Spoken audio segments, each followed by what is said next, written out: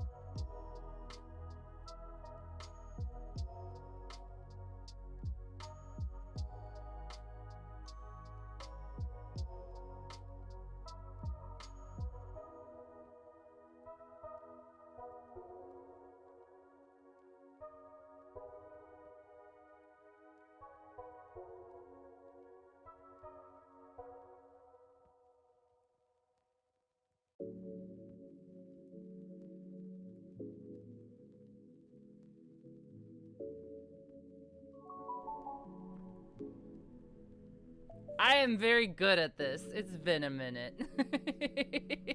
Thank you, Stephen. Um, well, I just want to kind of go over, just making random cube while I'm just thinking about it. I figured this would be a good time to just kind of stream hang out while I was waiting to record with Ubercube and Peeps. For people who are gonna watch this later, I've been doing podcast stuff with Ubercube. I've been doing a lot of Magic the Gathering stuff with that on my Twitter, and I'm not dead. I'll just put that out there now, is that I didn't disappear or anything. I'm still here. It's just a lot's been going on. I talked about it a lot in the Discord, but obviously you haven't had the Discord links because I removed a lot of it. But point is that I just want to kind of hang out, work on Cube, answer any questions, and hopefully trying to use my old YouTube channel as a platform to just kind of talk about things, you know? Now the hard part is this. All of this, I'm gonna have to swap over real quick, so give me just a second. Hello?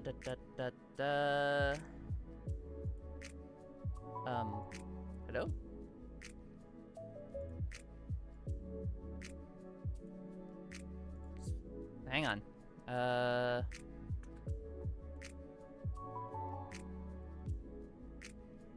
Node projector?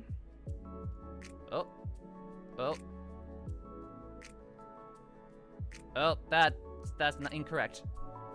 It's been a minute, alright. I am doing my best. My settings got messed up after the update. Okay, well, I guess it's working now. Oh well, it's working now. Y'all are just, gonna have to bear with me. Split capture there. That's the me, that's the camera. Okay, everything should be in order. I'm not gonna be able to check Twitter and stuff, so I'll only be able to see the chat through this side, but whatever. I'm kind of thinking that I want to make like an idea for the Lorwyn set cube that I'm wanting to work on. I don't know who is all here outside of you, Stefan, so I guess you're just gonna have to deal with my ramblings. Sorry.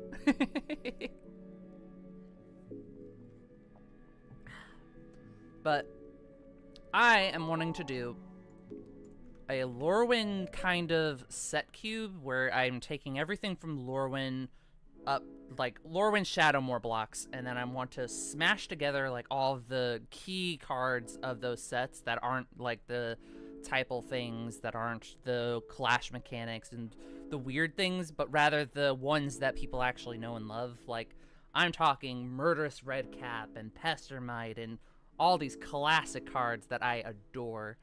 I want to try to put all of these into a hypothetical set and then see how much it would cost me to do, because there are just so many cool cards from that block, well, from those blocks, that period, that I just didn't get to play with in Limited, so I kind of want to make it its own little environment thing. So we'll start with set, I think that's correct, no it's not.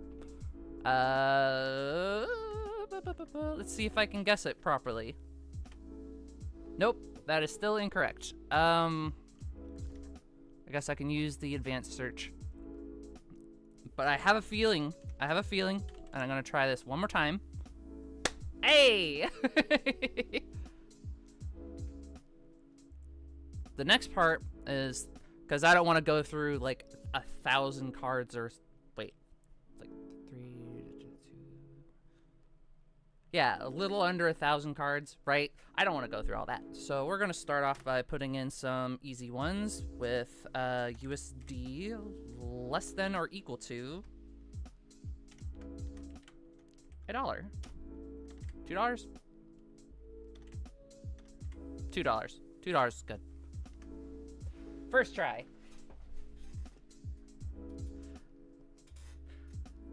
I like to kind of just go through, and this is what I did with the Fake Cube, is that I just went through some of the sets that I wanted to take inspiration from, and then just kind of picked and chose which cards I wanted.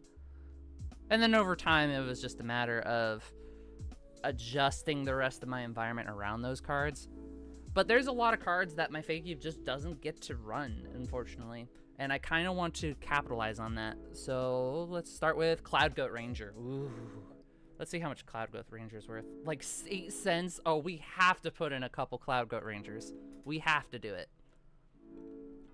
Oh, up. I love me some Cloud Goat Ranger.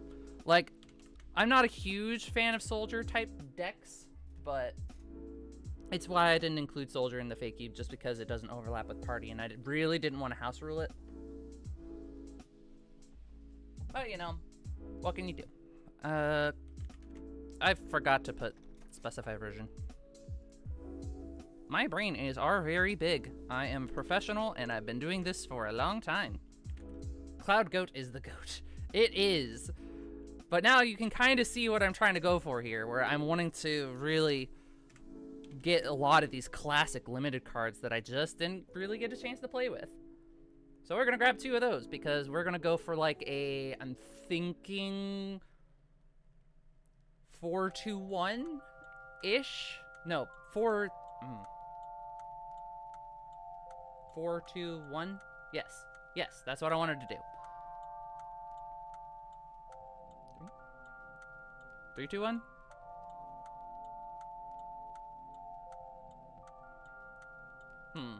I guess we'll do 3-2-1. No matter what, I'm gonna have like 1 rare slot, 2 uncommon slots, and then like 3 common slots for each of the things that I'm trying to put in. I don't make set cubes, so I'm just gonna pick a number off the top of my head. Ow! I bit my lip yesterday, and that was a pain. We're not gonna choose the changeling cards. I love the champion mechanic from the set. It's why I put it in the fake cube. Also, let me know if the music's too loud or anything. I might have to turn it down up for myself, but, I didn't get to play this format when I was younger. Given the large pool, 100 cards, 3-2-1 might be apt. Perfect. Yeah. It is going to be a pretty large pool, so trying to get as many of the fun cards that I want in will be good. And plus, like, the rare mythic slot will be pretty much the same for this period, so I'm just trying to go through and pick what I like. We're not doing that. I do want to put the evoke creatures in, though, because the evoke ones are the big ones that I regret not putting in the fake cube. I'm going to turn down my music. Give me just a second. Sorry.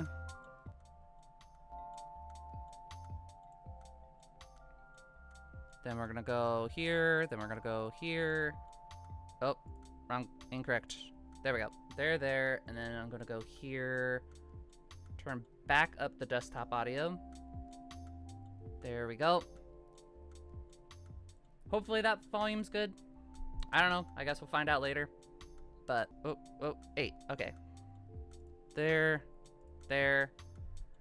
And hopefully nobody saw that. Everybody definitely saw that. Oh well. I'll delete it later. This is why I don't like checking Discord. Please ignore it. I'm doing my best.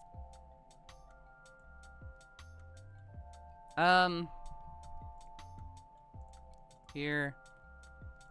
Nope, incorrect still. Chat. There we go. Everything's correct again. I should just check it on my phone, not be lazy. The mixing's fine, doesn't overpower your mic. Great.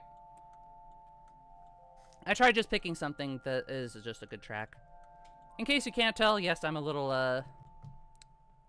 nervous, a little shaken up. It's been a long time since I've done any streaming content.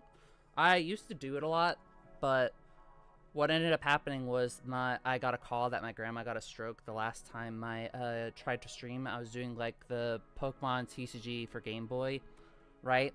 And I got the call that my grandma had it, and she died a week later. So it's been really difficult getting back. But since I've been doing stuff with Ubercube, and since I've been just doing my own thing, it's been really good for me, and I think that I'm starting to stabilize my mental health again, and that's been good. So I'd like to make content again. I'd like to just talk about Magic stuff.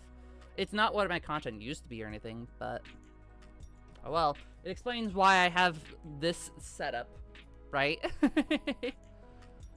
Thank you, Stefan. I appreciate it. I hope some more people show up. We'll see, but at worst, it's just gonna be chill. I'm gonna be looking at cards in here and trying to pick what I can. So I definitely don't want to like put Clash in. I find Clash an interesting mechanic, but I feel like you'd have to make like a sort of, what's the word I'm looking for? You'd have to make like a contained environment for Clash in order for it to function. It requires a lot more pieces than what its limited sets provide, if that makes sense. It was just too random for what it's trying to do, and there's just not enough deck manipulation for what it has. And it's just not what I want to go into. It's a headache. I don't want to deal with it. Knight of Meadowgrain's going in. Knights of Meadowgrain. I love me some Knight of Meadowgrain. Sometimes I just like a good French vanilla creature to just do the job. Yeah, it's a constructed mechanic. It's so hard to get it to work in limited. You have to really make it small. Like, it could be an interesting bar cube concept maybe, but like, it requires a lot of dedication to those pieces in order to make it work. Ooh, Mirror Entity. Oh, we have to put Mirror Entity in. Absolutely. We can't not put in Mirror Entity. I'm not going to focus on, like, the Kindred themes as much, but I do want to put it in because it's just such a good card. The Changeling part, not super relevant. O-Ring. We gotta put O-Ring in. Classic.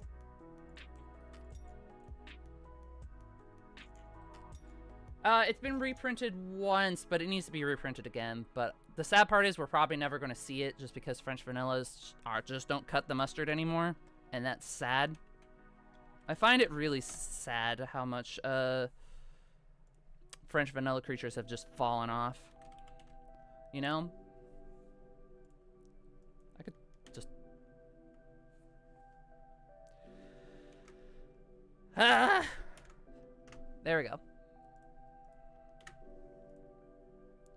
Commands should go in. Oh, yes, absolutely commands. I was maybe considering putting the Planeswalkers in as well, but I kind of want to keep the Planeswalkers out of this set just because the whole reason that they were included is that they were supposed to be in the next set, but then they got shoved into this one, and I don't know why they're there, but like, eh. Yeah, I like me just environments where vanilla creatures can just, or French vanilla and vanilla creatures can just do their thing.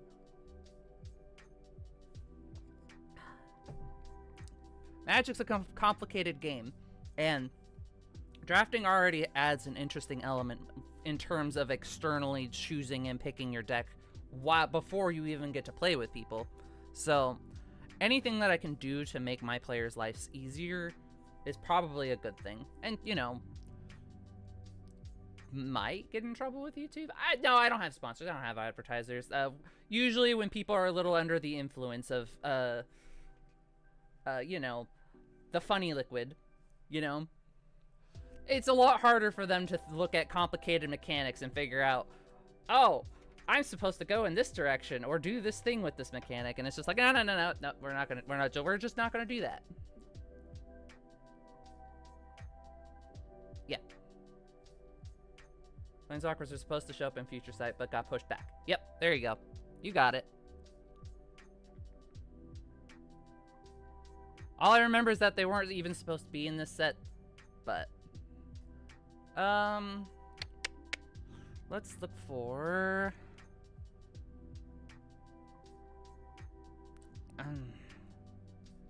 See, I kind of want a Wismare that just is destroy target artifact or enchantment, not just enchantment in here, but I also don't know...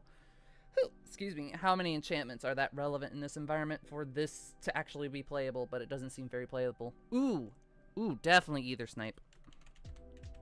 I love Aether Snipe. Aether Snipe? Aether Snipe? Ether?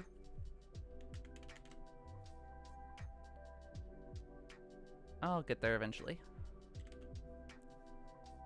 There we go. And try to make my life a little bit easier. Paste again. Beautiful. Like, I think that's the part that people have the hardest time understanding when they're going into building their cubes for like the first time, is that you can just throw stuff at the wall until something sticks and then start cutting things out from the virtual list later. You don't have to commit to anything when things are put on the list online.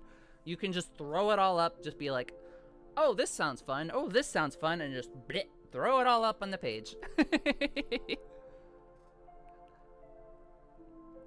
Granted, Broken Ambitions is too good. Really? Unless they pay X. Oh, I love that. That's cool. It has Clash. I'm not going to do the Clash thing, but that is a cool card. I'm really glad that we got Didn't Say Please in Eldraine. Oh, I'm so glad I was able to put Didn't Say Please in the Fake Cube, just because cards like this would have been perfect, but Captivating Glare. I feel like that's the Clash mechanic's going to be one of the hardest things for going through this list, is that there's just going to be a lot of cards where it's like, oh, this would be cool, but it clashes. Drowner Secrets feels like a fun thing. Wait, Lorwyn was... There was not much enchantments. It was a creature focus set. Right. It's a shame about Drowner Secrets. I feel like it could be really fun for like that kind of mill untapping thing that the merfolks were trying to do there, but I just don't think it's good. Familiar's Ruse I'm kind of interested in though. Because hear me out. You use Familiar's Ruse on one of your evoked creatures or something just with an ETB, and then you can just bring it back to play it again in order to get extra value. And if you want that counterspell value, it can be just a nice way to get extra value in blue, which we are looking to do.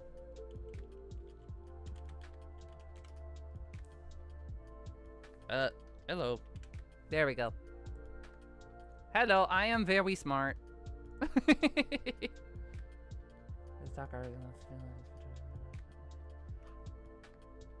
That seems really expensive for what it's trying to do, even for this period. Like, how often is the blue player wanting to pay 5 mana to get more cards, right? I don't know the actual Lorwyn and limited environment very well, obviously, because I didn't play it. All I know is just at a glance from looking at all this and then what I've read online through like Reddit, but I haven't really found a breakdown on YouTube or anything about it. I'd assume Fathom Trowel is not very good though. Like, sure, it's a lot of value, but like,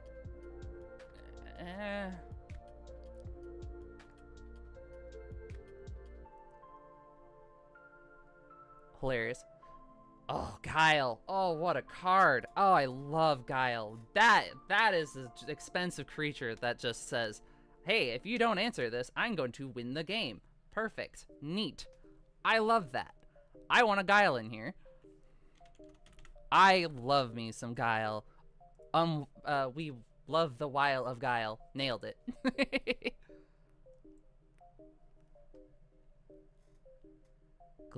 Glimmerdisk Nap. Oh, the classic slot of I freeze something. Freeze. I think that's the proper term. Whatever. Glimmerdisk Map might be the perfect, just kind of classic. Ooh, Incarnations. Oh, I agree. That could be really fun. I'm not sure how expensive they are, so hopefully they come up.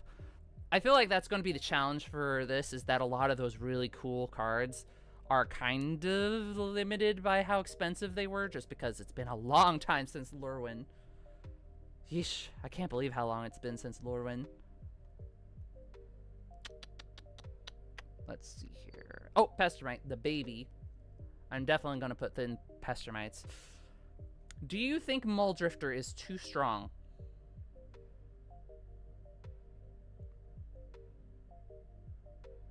Like, it's a great card, but would it be too strong? I might just throw it in just because it's a classic, and I might end up regretting it, but we'll see. I can always cut it out of this list later. There is no wrong decision here. There is no incorrect decision to make, only things to correct later. It's a future me problem. It's strong, but it's not too strong. Great. Because I think that for what the environment is, and because I'm trying to cut a lot of the, I'm trying to find the best way to put it. I'm trying to cut a lot of these weird janky cards, like Scattering Stroke's a big one, where it's just like, oh, great, it's kind of Mana Drain, but with Clash, I don't want that kind of stuff. I'm looking for just kind of the decent cards of this set. Like Pestermite is a great example. Even without the combo things that Pestermite's known for, this is just a solid card at 3-drop. A flash creature that comes in, untap something, so that way you can either untap a land, tap down your opponent's thing, untap one of your creatures to block. There's just so many tricky things you could do with a Pestermite. I love me some Pestermite. Dread and Vigor are more than $2. And by the looks of this, I can't see because the stupid heart. Hang on, get that. Because you get Purity as well. Ooh, good point. Unblockable and Shroud. I kind of don't hate Protective Bubble.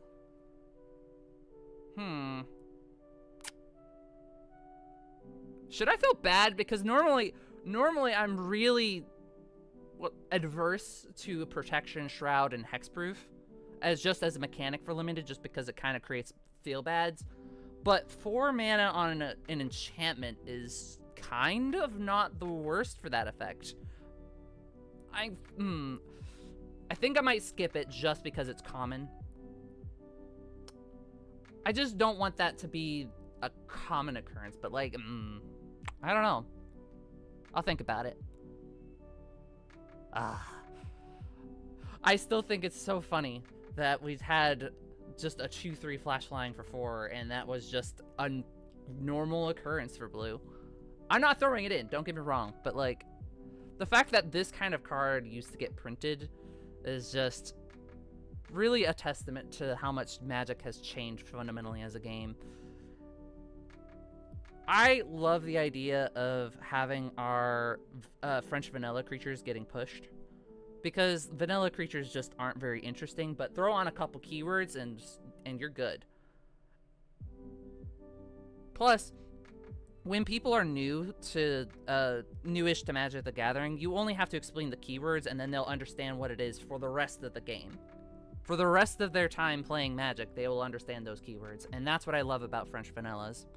It's not, hey, I'm gonna have to explain these keywords, plus all this text, plus all the specialty mechanics of this set, you know? It's kind of the problem with complexity creep when it comes to Magic the Gathering, you know?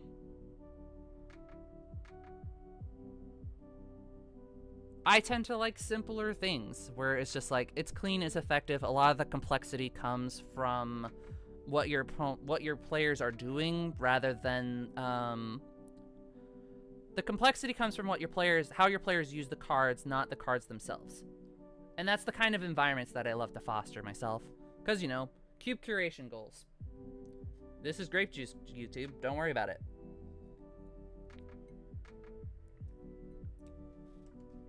And I'm gonna have some water too.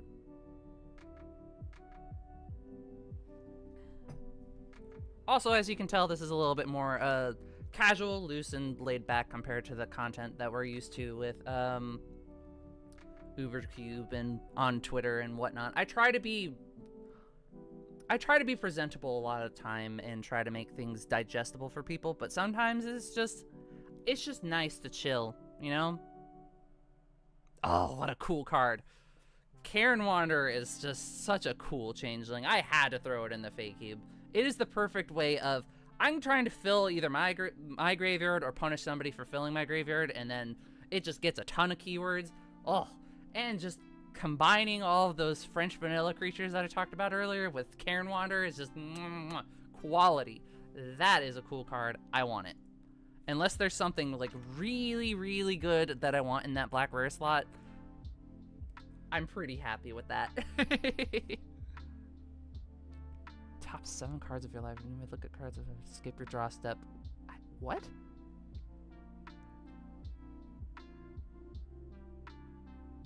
Ha! What a weird card. I don't remember this card. I don't want it, because exiling 7 is rough. Okay. I need whoever's still like here actually talking about Magic. Mass Discord, and Stefan. I'm sorry, is it Steven or Stefan? It looks like Stefan? I'm trying to pronounce your name right. It's the streamer's curse, I swear.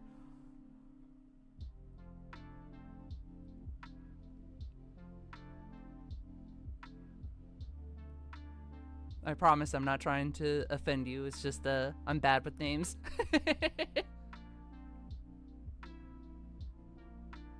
Steven, okay, thank you.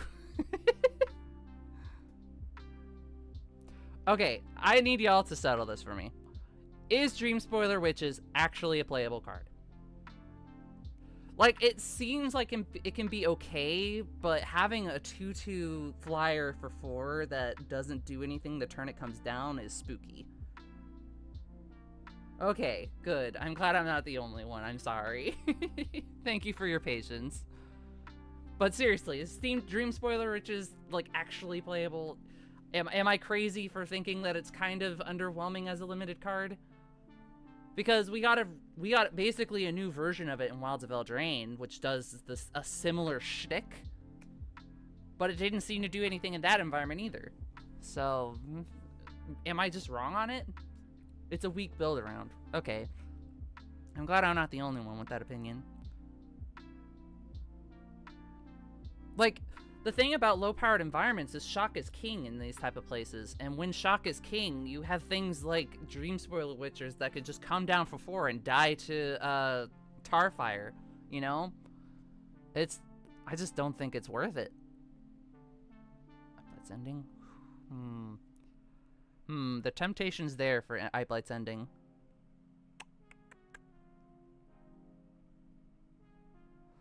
I used to run Eyeblight's Ending in the Fey Cube, but it ended up not being able to answer the changelings that mattered. But I don't know. It's not that I'm wanting subtypes to not matter. It's going to be hard to ignore the type things. The Kindred, the Typal, the whatnot. But the 2 cards are the same in both and do nothing in the sets they are from. Thank you. It can kill things. What's the ceiling that you need for it to be good? Right. I do like the idea of Final Revels, though, but I just don't know how realistic Final Revels is. It's just really expensive to board wipe, and it's really expensive for +2, but the modality is pretty nice. I'm not sure if that's something that I'm looking for, though. I think I'll put Eyeblight's Ending for now.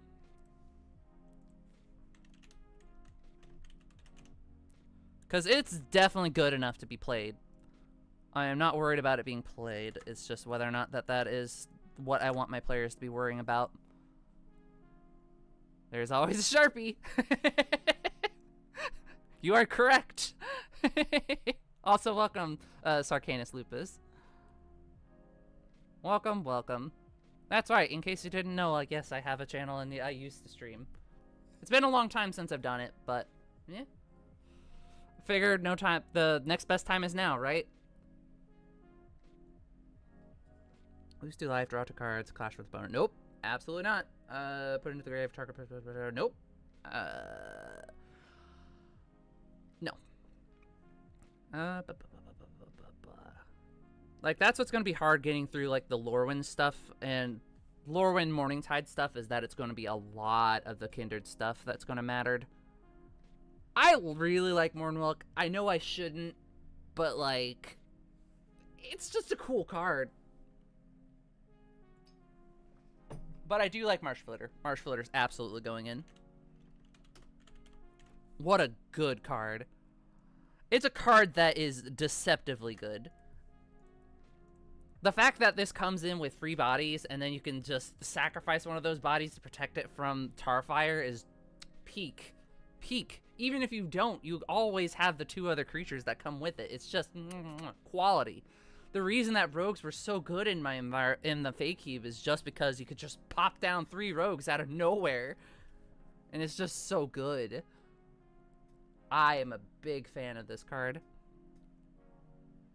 Probably not justifiably, but that's fine.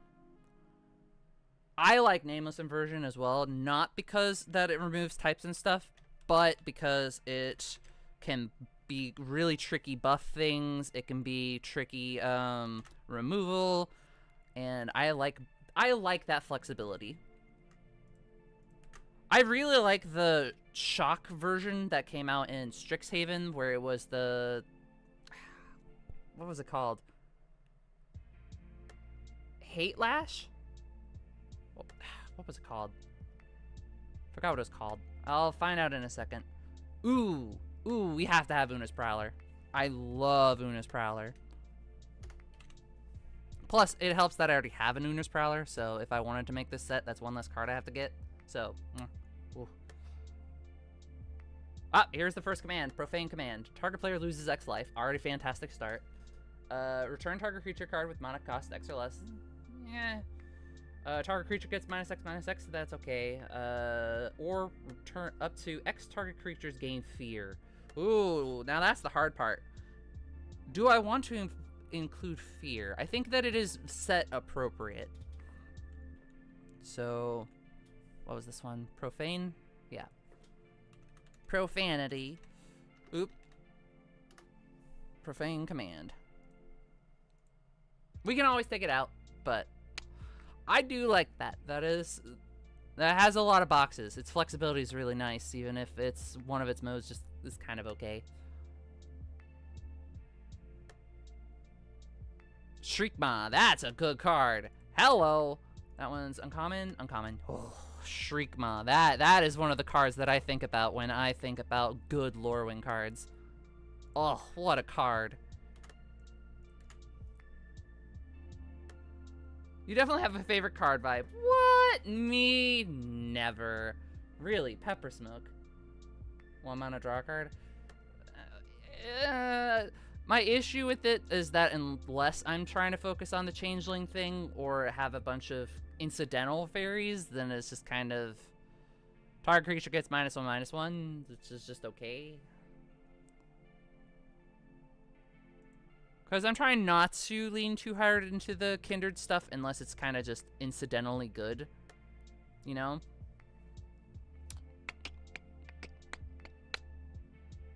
Okay, now we're getting into the red stuff. And this is where I get to put in a lot of cards that I just could not throw in the Fey Cube. Which is unfortunate, because there's a lot of really cool cards that I like.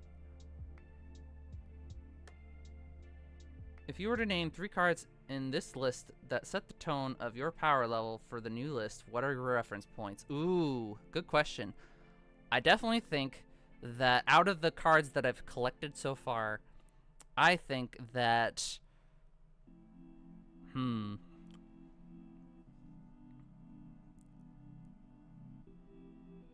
Definitely Shriekmaw. I would like to put Moldrifter in just because it kind of fits my aesthetic, or my, I guess aesthetic's true too, but it matches what I'm trying to fit for this theme. Cloud Goat Ranger as a good top end. Out of the cards that I've selected so far, I think that those are pretty good references for PowerPoints.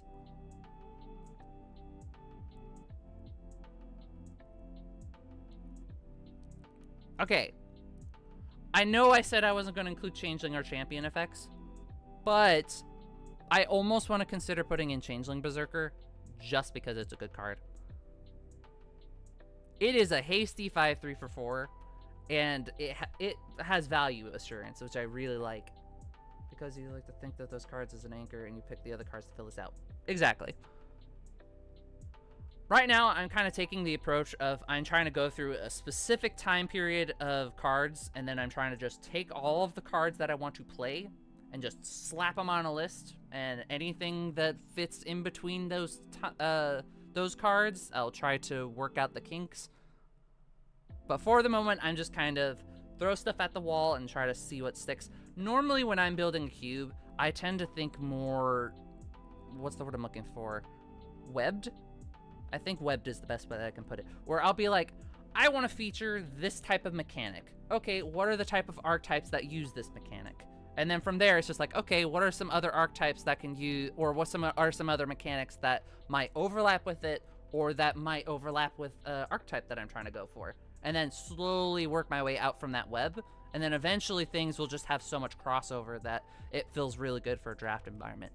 What I do for this kind of set cube here is that it's just kind of picking cards that I like and then molding it back from there. So I'm trying to doing the reverse project. So instead of taking something, building out like I normally do, I'm trying to take something and then put it in.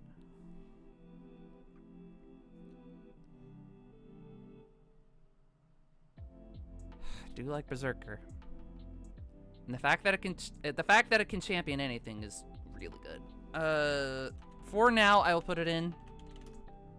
At worst, I can take it back out. But like, I think it's just a good card. It is the perfect top-end aggro piece. Especially if you can get something that has like a good ETB.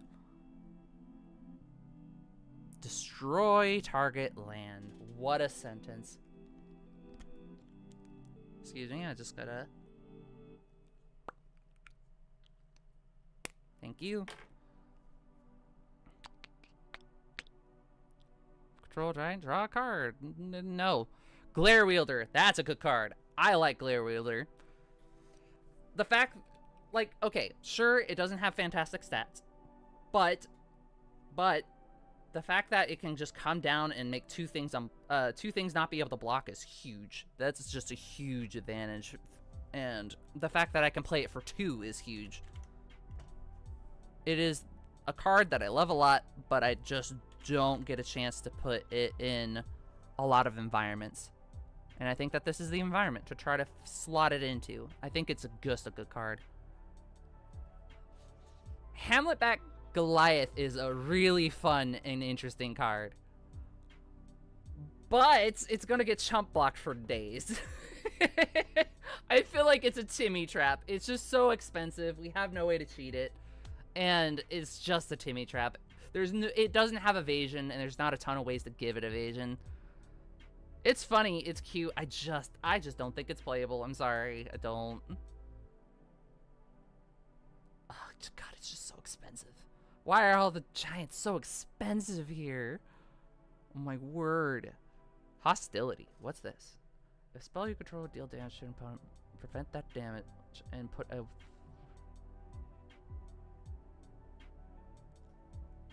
Ha! I kind of don't hate it. But like, how are you gonna do the chip damage to make? Is there like a repeatable chip damage? Because there's like, because I know in Morningtide we had some of the goblins that came in and did it. We had Mud Button Runner, Mud Button Torch Runner, I think in this set. And then we had Lightning Crafter in Morningtide. But the Lightning Crafter requires champion of goblins or shamans. So, what do y'all think? I think might skip that. As far as Incendiary Command, though, oh yeah, we're keeping that. Each player discards a card. Discards all the cards and draws that many cards. Ooh, we're putting that in. Oh, you know we're putting in Incendiary Command. I love me some Incendiary Command. Oh, hey, Wolfman. Yeah, it's been a long time since I've done streaming. Welcome, welcome. I don't like Ingot Truer. It's just too situational. Innerflame Acolyte, I think, is a severely underrated card, just in general. Like, the fact that this can come down, give something else +2/+0 haste, and then it can give itself +2/+0 when it comes in. Just, oh. Quality. Oh, it's a common. That's right. I can put it in. Oops. What a good card. Very, very good card. I considered making a Red Deck Wins in Pauper a bit ago. Well, I say a bit, but it was more like, how do I put this? A couple years ago? 3-4 years ago?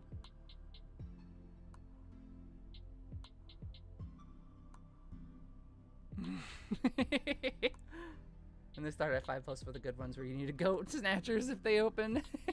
That's funny.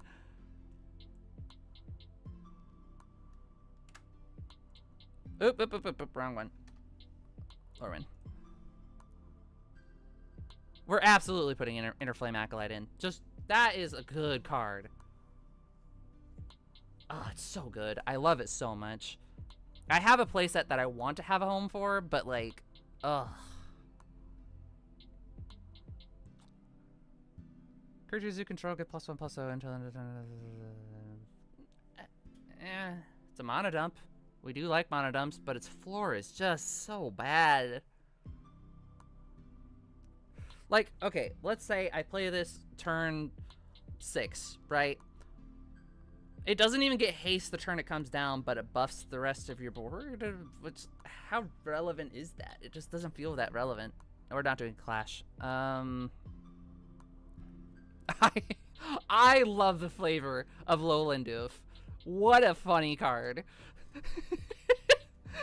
It's, hey, target grapple creature you control gets flying, and then you sacrifice it because your goblin threw it. That is the type of things that I love Lorwyn for. Just the flavor and the mechanics were so funny. They're so good. I love it. I'm not going to put it in, obviously, but like, ugh. Mudbutton Torch Runner, I will put in, though. Because Mudbutton Torch Runner is pretty okay. It is not fantastic, but it is okay.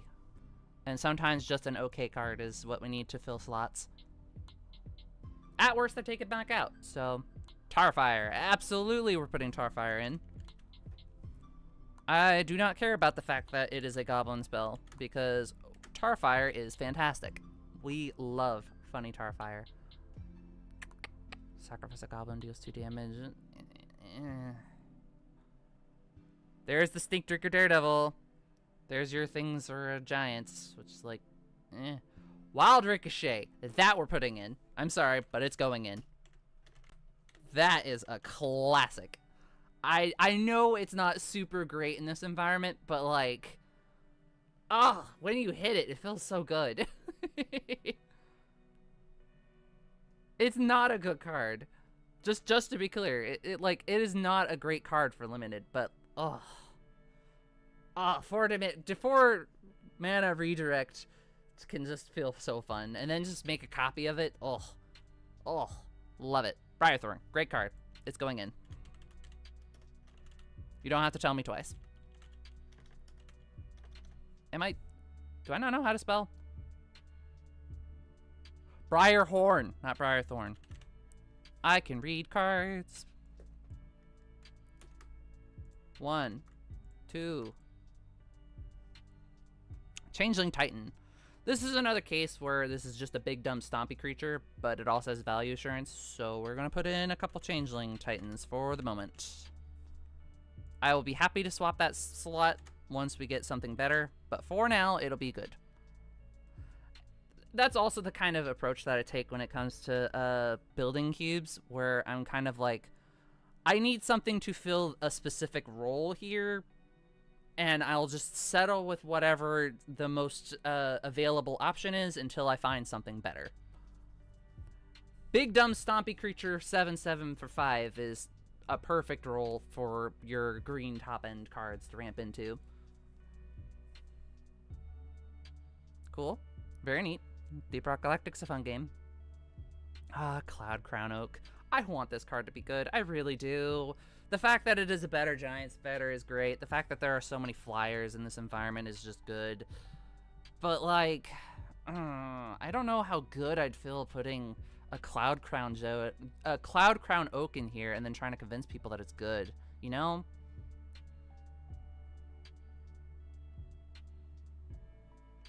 I feel like that's just going to be tricky. I mean, it fills that 4 slot, but like, there's got to be something better, right?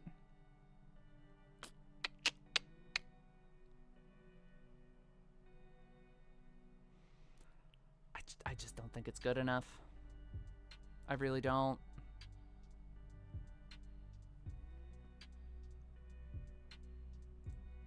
It's not that I'm underestimating how important Reach is in terms of, like, metagame health. It's just that the thing that has Reach needs to be you know, doing something when your opponent's not playing flyers, because when your opponent doesn't have flyers, it's just a 3/4, you know? And it's not fantastic, so sure, it's better than Giant Spider, but like, how often are we putting Giant Spider in a cube, you know? Unless we're specifically doing a thing with Giant Spider, then how often are we actually putting in a Giant Spider S card, right? Let alone one that has one higher power. Like, the big butt's relevant. I don't know. Creatures were built different back then. I do want Fertile Ground. Fertile Ground is a classic. 1, 2, 3. Perfect. Change nothing. Let's see here. Put 3 White Crimson Soldiers. Really? But that's so expensive. Oh, it's so expensive. How often are you going to be playing that? Like, I don't expect this environment to be super fast, but like... Oh, we're definitely putting in Imperious Perfect, maybe? Oof, It's a great card on its own, actually.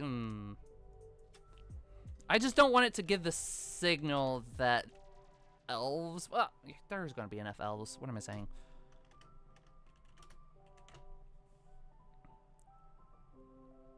What am I saying? Of course there's going to be enough elves.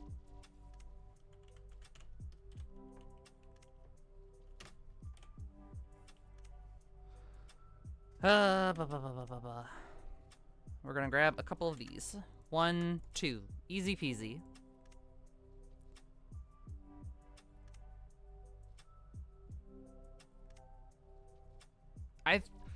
What I like about things like Imperious Perfect is that it creates the thing that it supports, and like for the Fey Cube, it's perfect for that role. Change absolutely nothing in terms of that.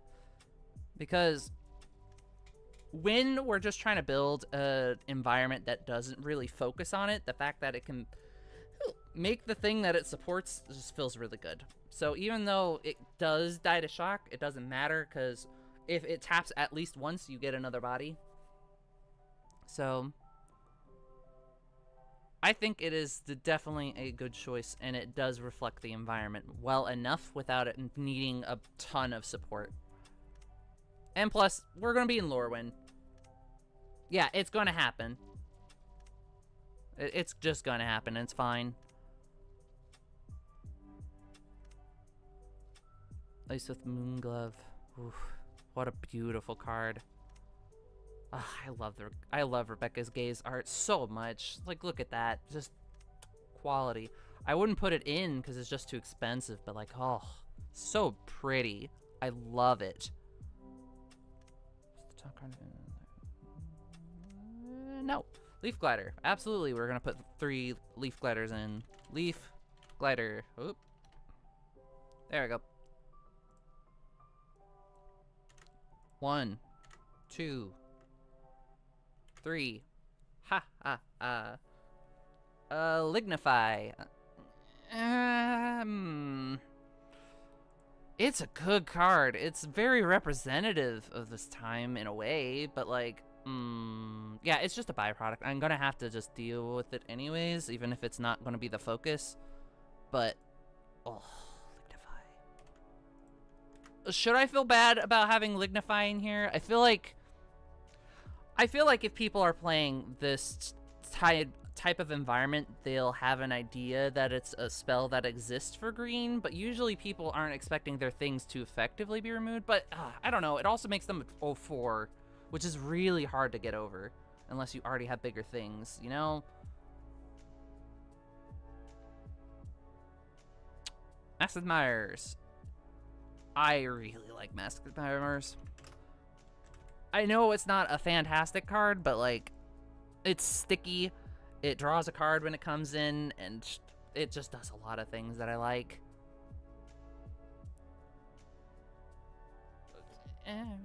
Maybe I shouldn't, but like, I'll think about it. I'm still on the edge about Lignify. Sorry. The problem is that we just don't have a ton of things that gets over 4 but. You know? Yeah, green removal is extremely rare.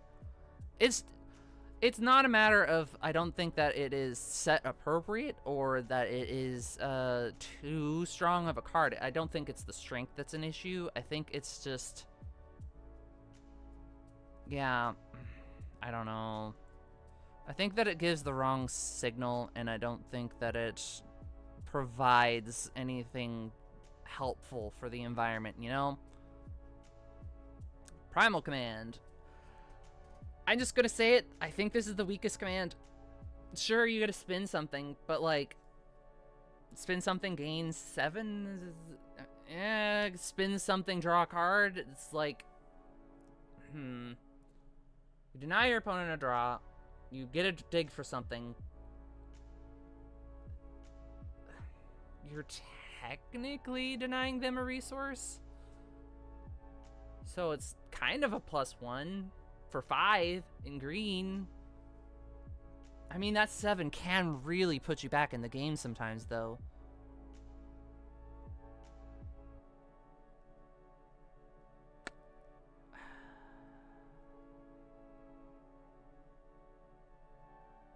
I don't know. I'll put it in for now.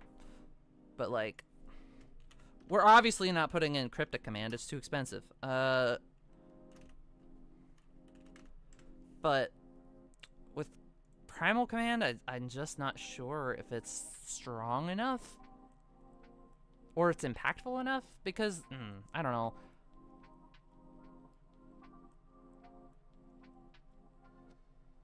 Yeah, it does extremely little. It's just, I'm not super stoked about it. I do like Stout Arm. Stout Arm I like. I have been pleasantly surprised with Stout Arm in the Fate Cube. All the commands are great and limited. Green's modes are dope at any aspect of the game. Okay, sure. I'm surprised Doran's so cheap. That's surprising.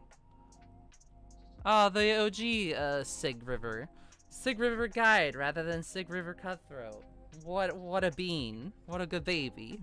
We're not doing protection. Oh, we're putting Widwin in. Oh, you know we're putting Widwin in. Oh, what a mean card. Oh, I love her so much, though. She's horrible. I love her. Oops. I closed my tabs. There we go. I do want to put in Moonglev.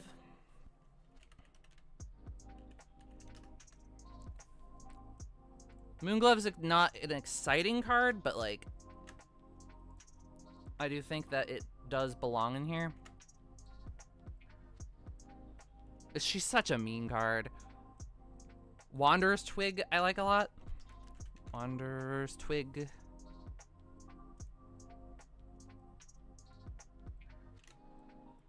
There we go. Wanderer's Twig. I like Wanderer's Twig a lot. I think that it is pretty perfect for this environment.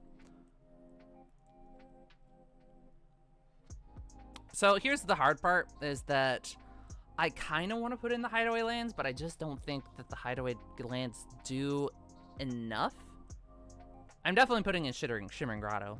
We're definitely putting in Shimmering Grotto. Fixing is going to be tricky in this environment because a lot of the duels require you to show a type, and all the Hideaway cards requirements in Limited are just so rough. In Commander, it's not so bad, but here, oh, we're definitely putting in the Vivid lands. Oh, you know we're putting in Vivid lands. So 1, 2, Vivid Craig, Vivid Creek. Absolutely, we're putting in the Vivids. Oh, shoot. I put in 3. I wanted to only put 2. Dang it, I did it again.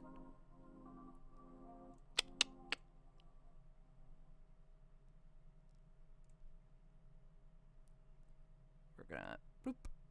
We're just gonna undo that. Vivid Grove. Wait, did my music stop? My music stopped. Why did it stop?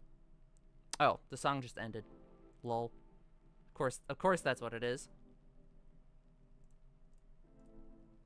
Sad part is I think the blue one was the best limited because of how slow it can get. Of the commands? Or of the creeks? Or the, sorry, vivids. Next we're gonna go Vivid Grove.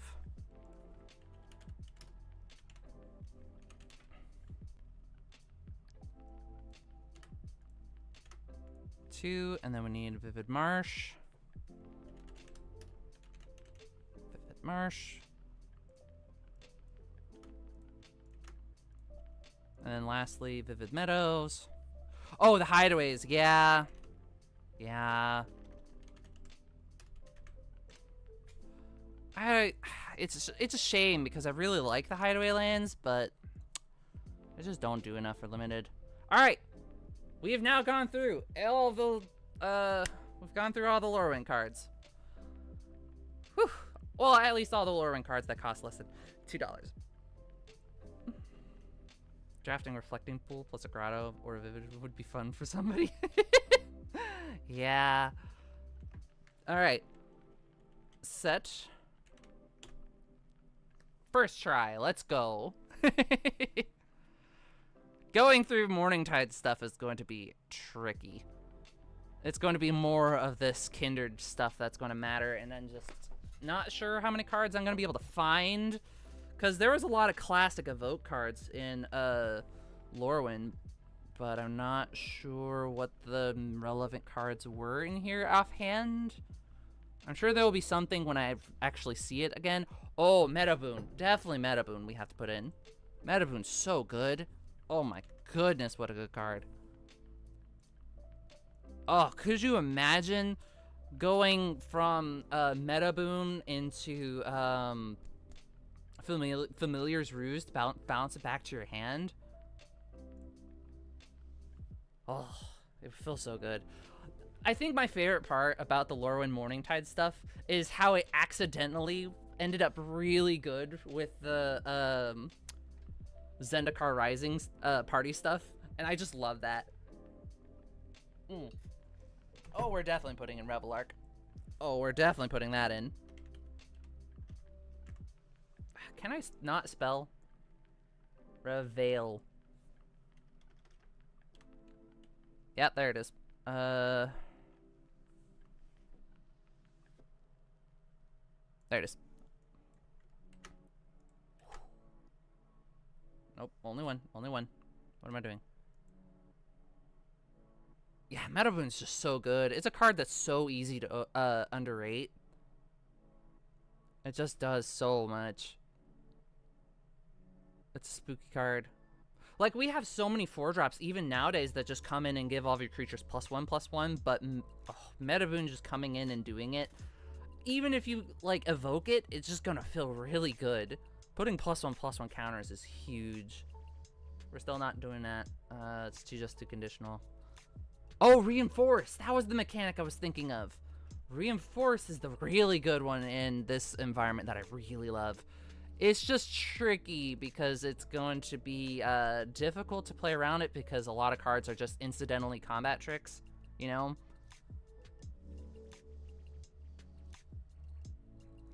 We need... My request for next time we go back to Lorwyn is that I'm really hoping that we get Kinship with an ETB trigger and an upkeep trigger. I want to do both. I want it to do both. Because we need it to do something when it comes in and every turn. And that's just going to be the main shtick. Because if we're going to have to do the check at the top of the library, we might as well do the check multiple times, you know? Equipment in Morningtide will be fine. That's a good point. There's a lot of good equipment in here. Interesting. Ah, Declaration of Not. What a card. We're not putting that in.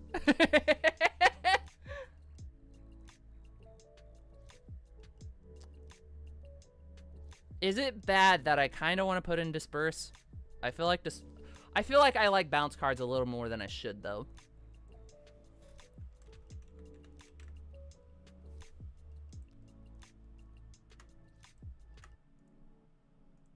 This one was common. Yeah, common.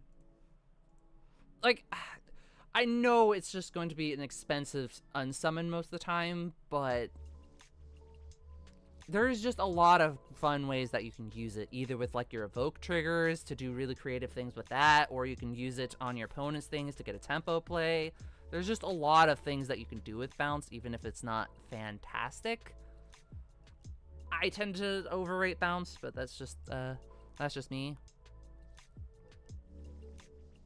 Weird card. Prowl was such a good mechanic. I'm not going to include Prowl, but I am going to include Mindspring.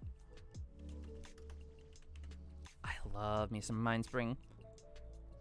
See, when I was looking at that other blue card that just gets you 3 cards, I was thinking Mindspring. It's just like, if I'm going to do that, I might as well just have it an X blue so that way I can draw as many cards as I want. You know? Like, sure, it's not fantastic, but the fact that you can just refill your hand on a whim is huge. Oh, I didn't know Negate was in the set. We're putting Negate in.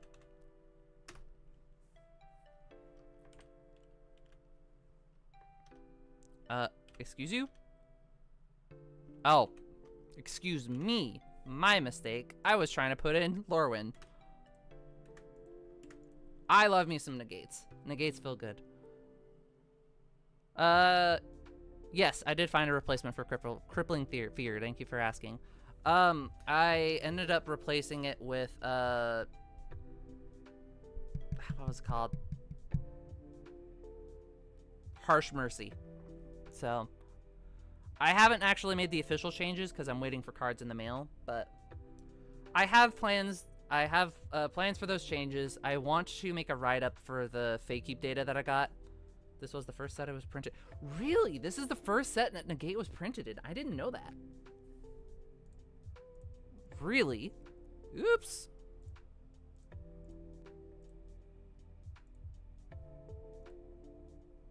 Yeah, wow. I didn't know that. Huh. That's cool. I'm not gonna go into that right now, because I don't know. I don't want to bring it up.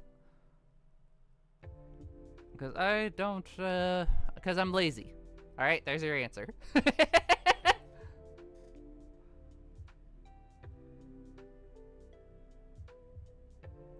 What a weird design. Like, I love the art. The art's really cool. It's very pretty. But, like, huh. What a weird design.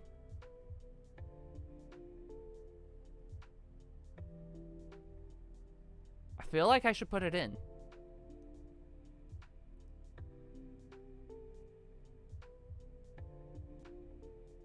Thieves' Fortune? Oh, this one.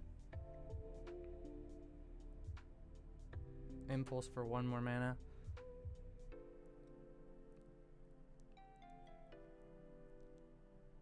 Yeah, that's not too bad. But obviously it would have to make a rogues matter, and I don't want to give the signal that typal things matter, and that definitely. What is this? What hoops? Okay, it's just my package being shipped. I got a TCG message, and I've been getting messages of, oh, sorry, we don't have it in stock anymore. And it's just like, what do you mean it's not in stock? But anyways. Ooh. Choose an opponent. Draw cards equal to the... Ah.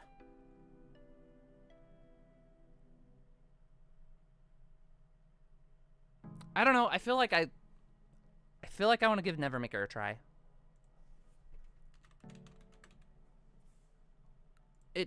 It doesn't make me super excited, but it feels like a pretty good floor, where it's just a 2/3 flyer for 4. And if they try to remove it, you just spin something. So that feels pretty good. I don't know. I'm worried about Thieves' Fortune just giving bad signals. That's my main thing with it.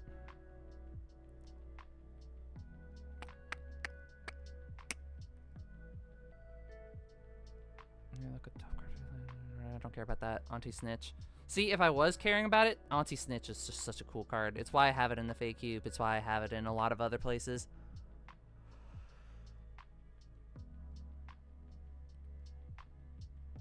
We don't need it. We definitely don't need it. But, like, hear me out. Hear me out. We put in the Blight Soil Druid. It's not what black does. But, like,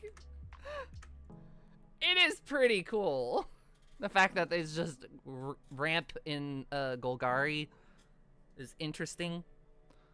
It's kind of a cool card.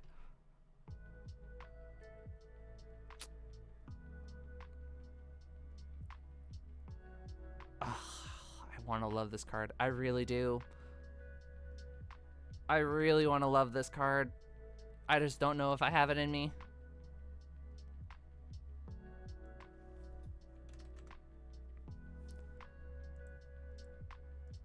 I feel like it's just at a different power level. It comes in as a 3/5 for 5.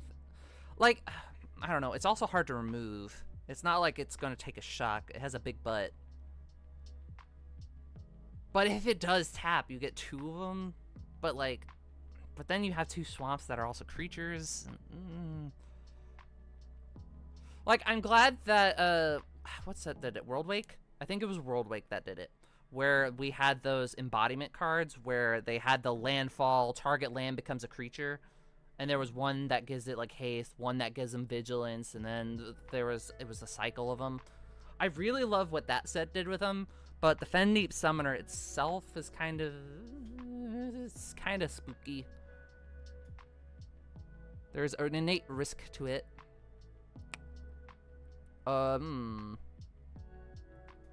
I feel bad for wanting to put Mind Shatter in, but on the other hand, Mind Shatter is pretty funny.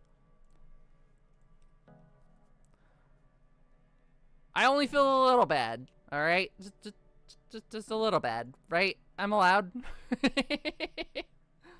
That is the card that everybody kept mentioning for the Fake Cube, but surprisingly, it was not the card that seemed to be the most dominating. Like, if you got it, you resolved it, then it definitely took over. But, like, I don't know. I still want to keep trying it in the Fake Cube. We'll see if rogues continue to be Oh, it was Battle for Zendikar, not World Wake. My mistake.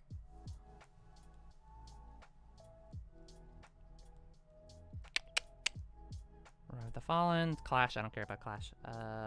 Definitely don't care about that. Definitely don't care about that. Bye, Wolfman. Thanks for dropping by. Hear me out. I don't hate Violet Paul. Don't get me wrong. Violet Paul is no Eyeblight Massacre. But, like, it's no Shriekmaw, it's no Eyeblight Massacre. But getting a fairy on top of destroying something could feel really good. I don't know.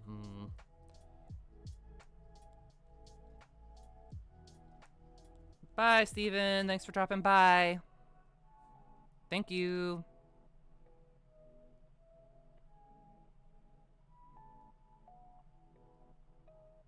I'm gonna skip it for now. I like it. It's cool. But it might just be just too expensive compared to the other options, and we don't need super dense removal options is what I'm considering, especially for something that says non-black creature. I like Countryside Crusher a little bit more than I should, admittedly. I feel like I'm probably going to be taking Countryside Crusher out of the Fake Cube finally. But on the other hand, I just like it. I think it's a cool card. And I would like to have it in this environment too, you know? So, we'll see. Release the ants! What a name. We're not doing Clash.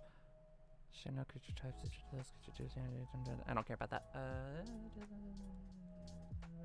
Wait. Huh. Interesting. I don't want it, but it's interesting. Nobody's gonna touch Shard Volley with a 3-foot pole. I have tried. I have tried so hard. I even put synergies with sacrificing lands or getting lands in the graveyard. People don't touch it. They don't draft it. They don't touch it. We're not doing Shard Volley. It's just too big of an ask.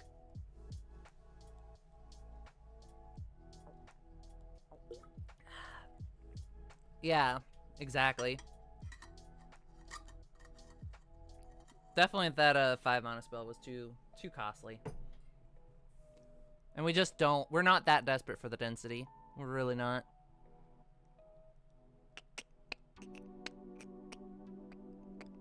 What a cool card. Alright, now we're down to these ones. Okay, here we go. Ambassador Oak I like a lot.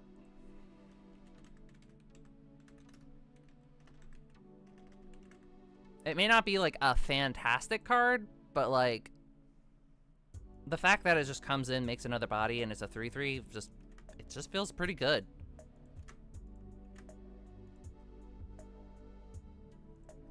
I like it a lot.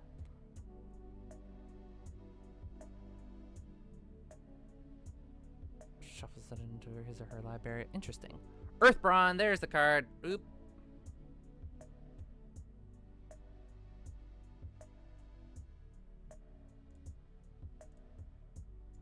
Fixed it. Okay. Earthbrawn. We're gonna throw in. That was an uncommon? Nope, common. We're gonna throw in 3 of those. 1, 2, 3. I love it. Yeah, two bodies for 1 is just good. And I don't feel like people are gonna feel bad ramping into an Ambassador Oak. I really don't. Elvish Warrior I like a lot. That's gonna be good for the kind of stompy decks. This is just a kind of classic vanilla creature, and I like the idea of having classic vanilla creatures in here, you know?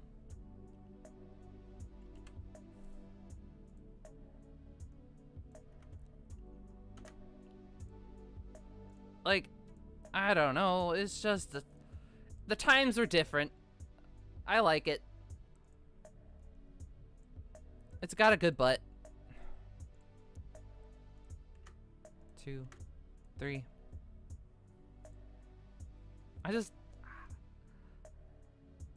Fertilid's a great commander card, but I'm not sure if it's a good limited card.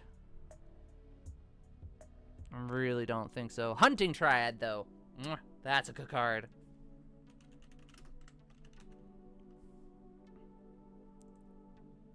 What a good card. 1. And that's an uncommon. So we're going to put in 2 of those. Oh, the fact that this could either be +1/+1 counters or tokens is just the perfect overlap we're looking for. Decks that want to go tall can make their things tall. Decks that want to go wide can make their things wide. Sometimes you want to do a little bit of both, but in that flexibility is appreciated.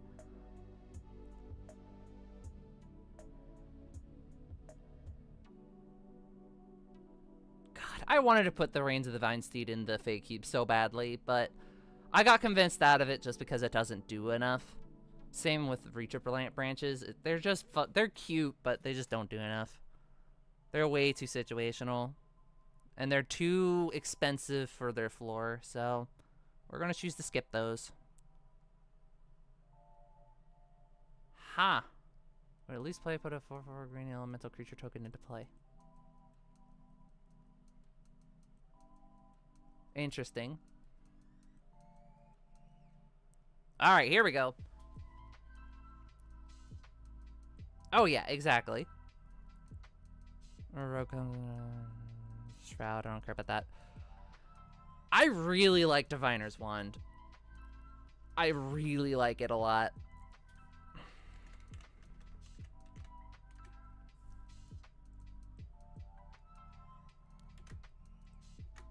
Like, I am happy to play Diviner's Wand if I don't have any wizards. Like, I don't know, but it's also just really expensive. It is really expensive for the thing that it's trying to do, but the thing that it does feels really good. Each attacking creature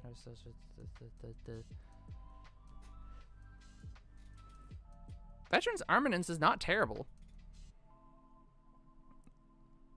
If you have 2 other creatures, then it becomes a 2/2 with equip 2. it's really expensive equip for just a +1/+1. Oof. And then without any other creatures, it's just dead. I don't. The temptation was there, but all right. You ready to get into the really fun stuff? I'm ready to get into the really fun stuff. This is where things get interesting. Now, the problem is trying to remember... The tag is going to be impossible for me. Set Shadowmoor. Give me that Shadowmoor. Yeah, now we're on the fun stuff. This is where things get interesting. This is where we're cooking.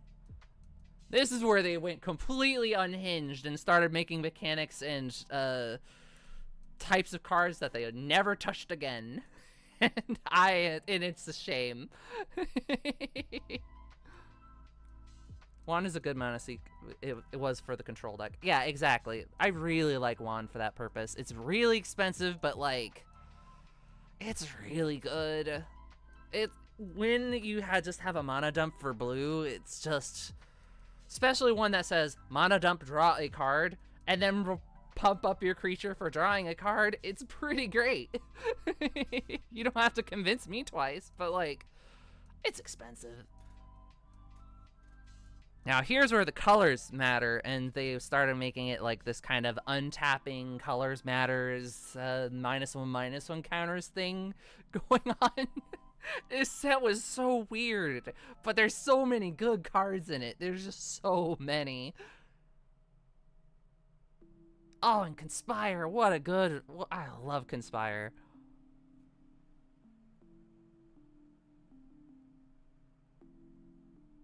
No, we'll just stick with O-Ring.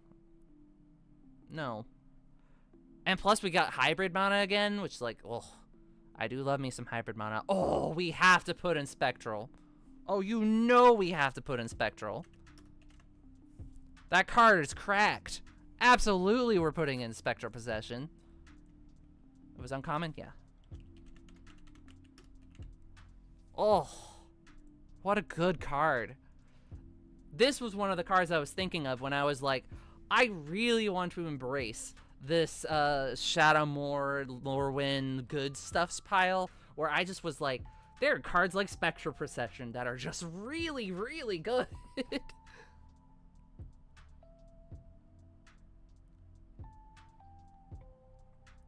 Advice from the Fae, we could probably skip on that.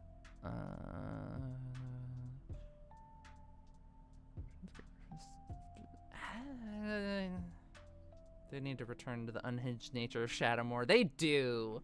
There were so many unhinged. Like, I really love the design of these hybrid or pay 2. I love those. Oh, you could pay 3 blue, or you could just pay 6 colorless and do the thing anyways.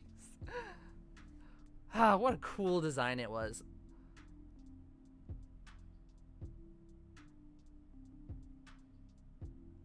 If you control more creatures than other player, put 2 of those cards into my hand. If I don't, how often are you gonna have more creatures than the other player in blue though?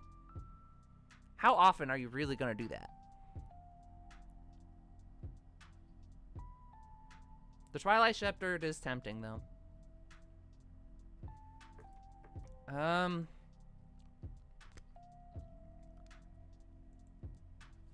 You know what?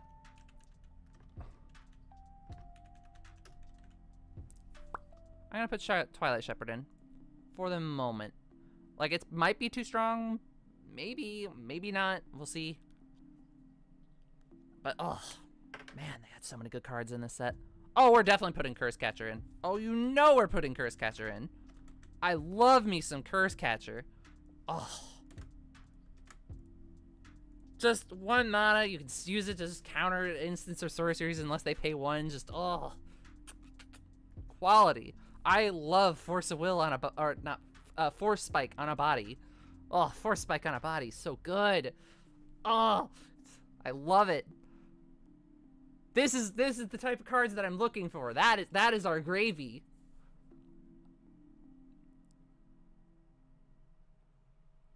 No, we're not doing that. Blue creatures you control are unblockable. Oh man. That is a really good top end.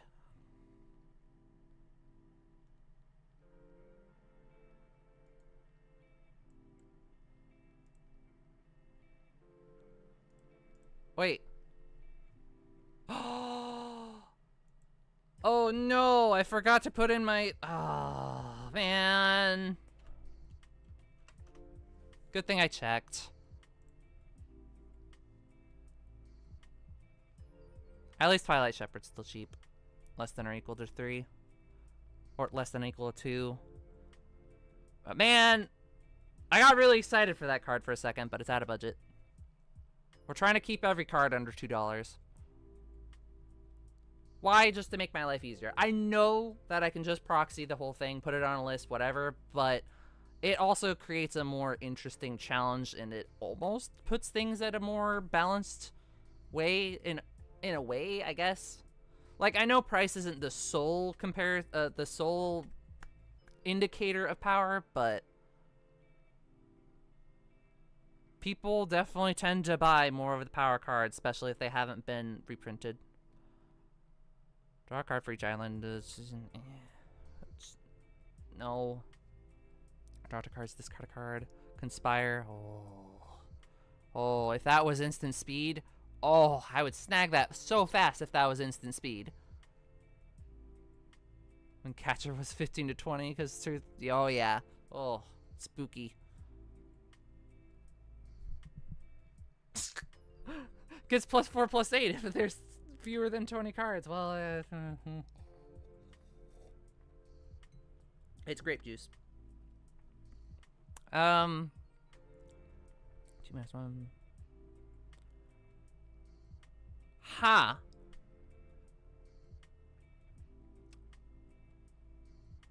So, here's the thing. I want to introduce persist, but I don't want to introduce -1/-1 counters directly. Like, I don't want things that put -1/-1 counters on things, but like, the problem is that I don't want them to mix, because once you start trying to mix -1/-1 counters with +1/+1 counters, things get, you know, sketch. Because what's going to happen when you move the -1/-1 counters and they just start putting +1/+1 counters on it to get rid of it? Or the fact of, like, there's never going to be a point that you're keeping track of both, though.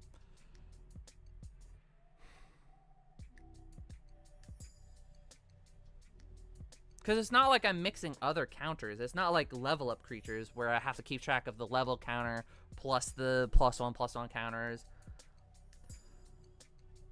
No, the hard part was that if you're trying to track which ones have +1/+1 counters and -1/-1 counters, that was the hard part.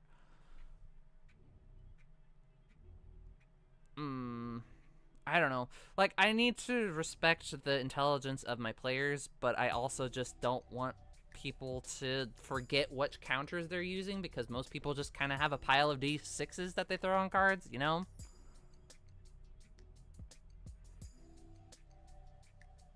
Counter target spell,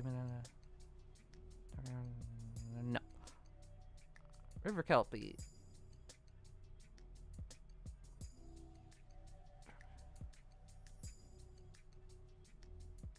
Huh. What an interesting card.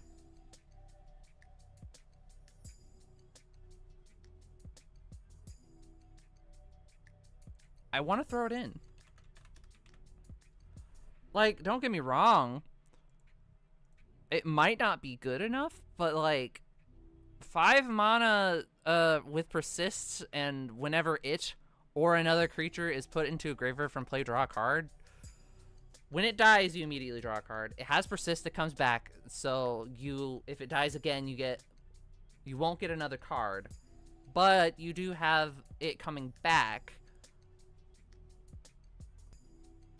Then whenever a spell is cast from my graveyard in general, right, exactly. tracking them is going to be a pain, so I'm just going to make it easy on myself and just kind of focus on just the persist, because persist is, I'm trying to find the best way to put it. Persist does a good job of keeping track of what counter you have on it, if that makes sense. Because it's a lot of implied. It's very rare that you have a +1/+1 counter on a persist creature, you know?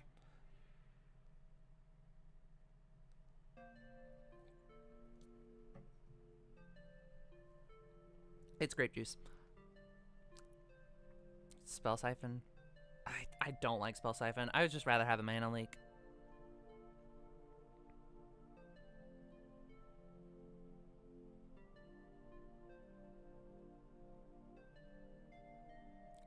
I don't know. I feel like River Kelpie is going to be a good fit here. I'm not sure how we're going to actually take advantage of it. Maybe like, God, but then we'll have to have like a marionette counter. Oh God. Oh.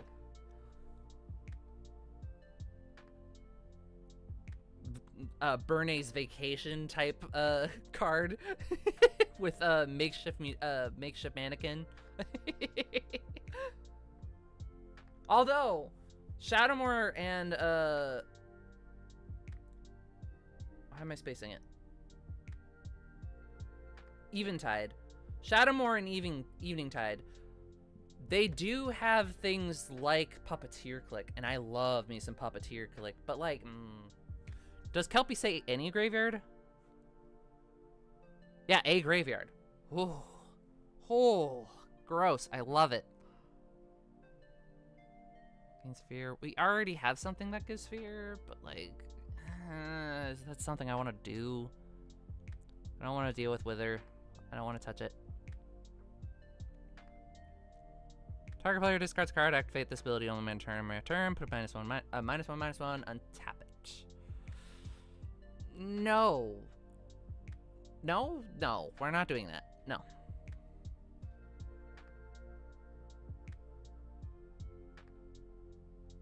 No, absolutely not. Return target creature from my hand with Conspire. No. I do like Fairy Macabre. I really like Fairy Macabre. Like, what a good card. 1, 2, 3. Because, sure, just playing a Windrake is not fantastic, but, like, it's kind of just a free hate card. So, yeah. I like it, so... I'm gonna upkeep. If you have no cards in hand, each opponent loses 2 life. Interesting. Each opponent upkeep the top player interesting. Becomes untapped if you may have target player discard a card. Don't care.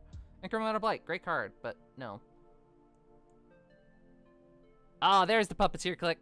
There it is. We're absolutely putting in Puppeteer Click. I'm not sorry. I am not sorry for putting this in at all. I love me some Puppeteer Click. They're funny. They are so funny.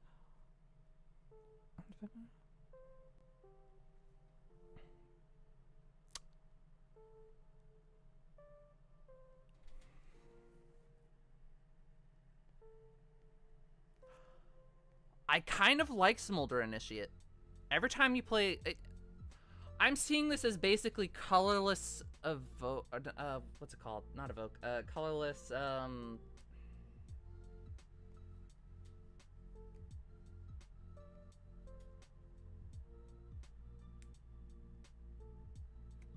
Why am I spacing it?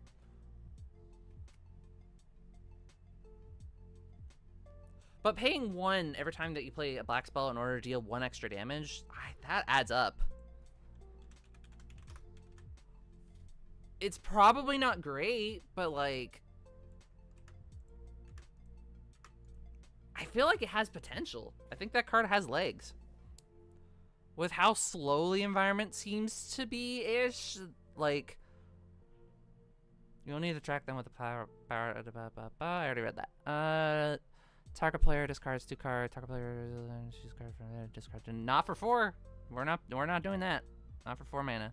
Absolutely not. Destroy target. Scarecrow. Ooh, I forgot about the scarecrows. We have so many interesting scarecrows in this set. I hope some of them are playable. I really hope so. No, we're skipping that. Doesn't untap. Whenever it's dealt damage, untap it. No.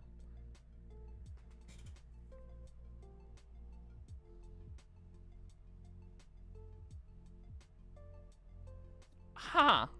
What an interesting card. Like, I'm not gonna throw it in, but it's interesting. Oh, we're definitely throwing in Flame Javelin. I love Flame Javelin. Love, love, love, love, love Flame Javelin. Not even close.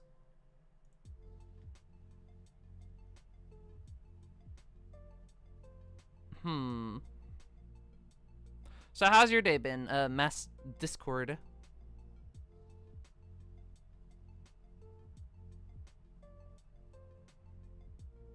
Oh, we're definitely putting in Mud Brawler Cohort. Mud Brawler Cohort, you don't have to tell me twice. I love this card because it's so nice. Throw it in.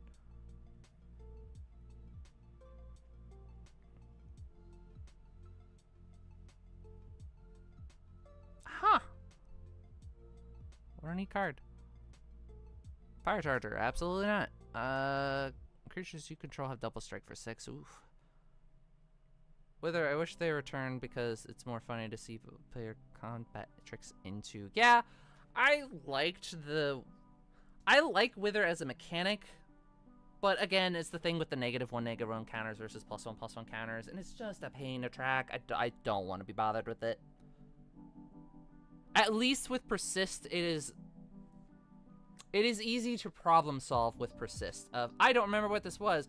Oh wait, that's right. It's a Persist creature.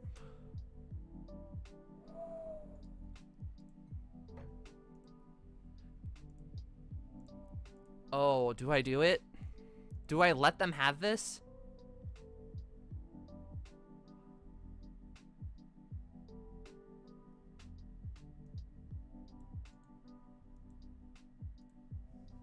I'm gonna throw in Devoted Druid. Is this probably a mistake? But like... Maybe this is a mistake throwing in Devoted Druid, but like... It's Devoted Druid. Oh, we're definitely putting in Farhaven Elf. Farhaven Elf from Shadowmoor. 2, 3. Oh, that's unfortunate. I do appreciate you stopping by though, and just kind of hanging out with me. It's a shame nobody else has really showed up, but you know, my channel's dead, so I'm not too surprised. And it's not like I put tags into this video or anything, it's just going to be the people that were watching it.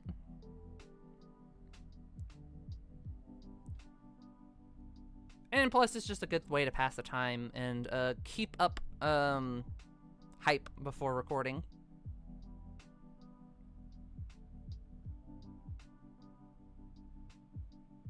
Can't block creatures without flying. A 3/3 creature for 3 is pretty okay. I'm not too surprised, considering I'm talking about Magic the Gathering and not many people there actually, you know, talk Magic the Gathering. So, yeah.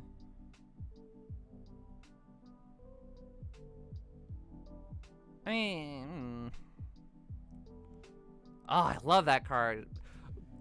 This is what I'm talking about, where it's Reach Wither 1/3 for 2. Oh, that's disgusting. Druid wasn't a big outside of combo, otherwise it was just a 1-mana dork. Yeah, that is definitely true.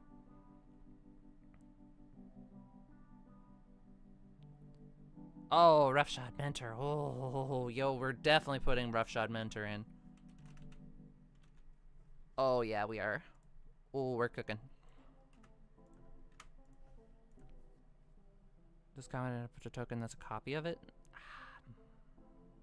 No, we're not gonna do that. It is on energy stat. That's the artifact. Gain 1 life. No. Nope. That gives Wither. Don't care. Target creature on screen with +1/+0. Draw a card. Nope. Don't care. Don't care. Don't care.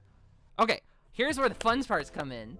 This is where we get things like Mist Meadow Witch. That was one of the ones I was really excited for. Gain life equal to its current amount of cost. Yeah, but how are you gonna get it through? Curse Chain. Don't care. Definitely don't care. Mirror Weave. Don't care.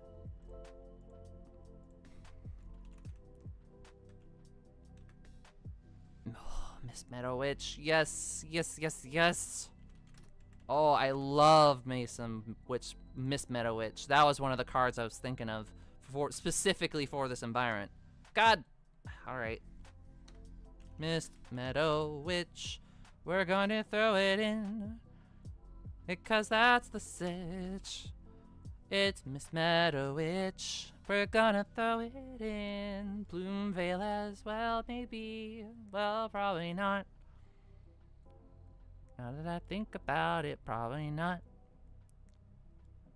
Remove that card from the game. No.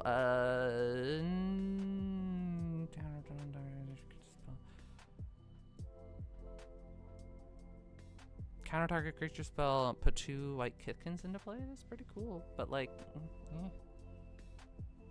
oh, I want to put swans in. I do. I love me some swans. But like, swans without the combo is kind of okay at best. I mean, it is still a 4/3 fire for 4.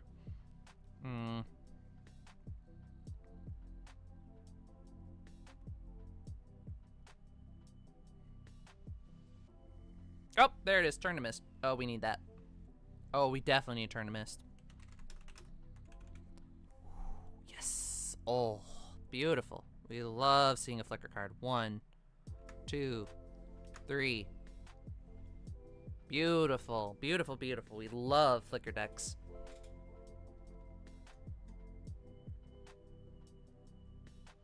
Oh. Alright, here's the Dimir stuff. There's some pretty good Dimir stuff, too. Draw cards equal to the number. Don't care. Move all counters from one creature onto another. Don't care. That has Persist, which is neat. But, don't really care about that. Can't block and is unblockable. I do like Inkfathom Infiltrator. I do like that. That is definitely a good card. 1, 2. We like that card.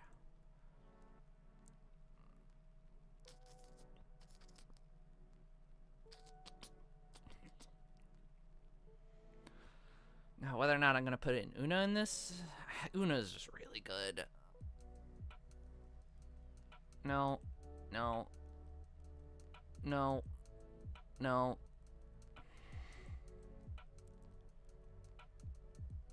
Nope.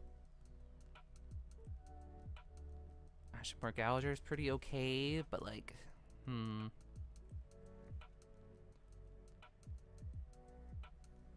thought that thing that destroys non-basic lands was also in here. Oh, Murder Strike Cap. We're definitely putting in Murder Strike Cap. That's not even a question.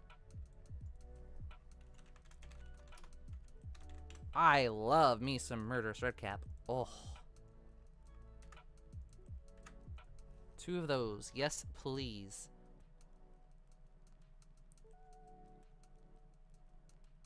No, no, no, no, no. Destroy target land and deal 2 damage to that land's controller. No. No. No. No.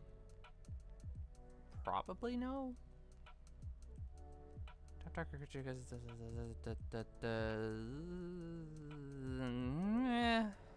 no. Tyrannize is pretty good though. I do like Tyrannize. Pocket Ramgang is not the Gruul card that I'm wanting. Deuce of Calamity. Druid Cool Spike and Rite of Consumption was a thing you were able to do in limited in this block.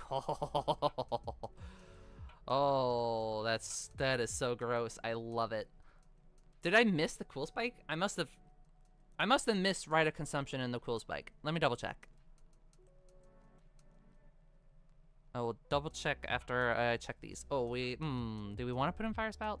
I do like Fire Spout, but do we want to put in Fire Spout?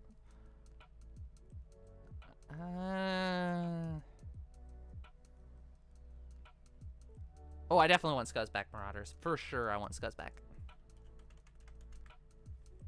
Oh. Nope, no, not Scrapper. Not Scrapper. Scuzzback Marauders. 1, 2, 3. Easy. Cool as an Evening Tide. Alright, got it. Was Rite of Consumption in this one?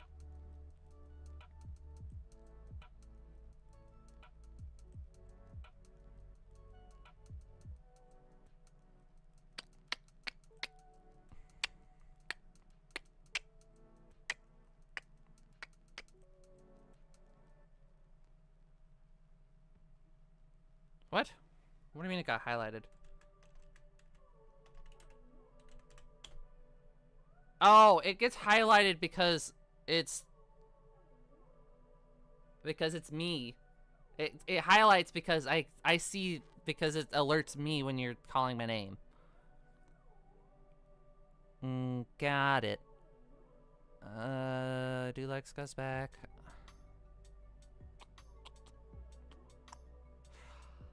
I love me a Morsel Hoarder. Morsel Hoarder is so funny.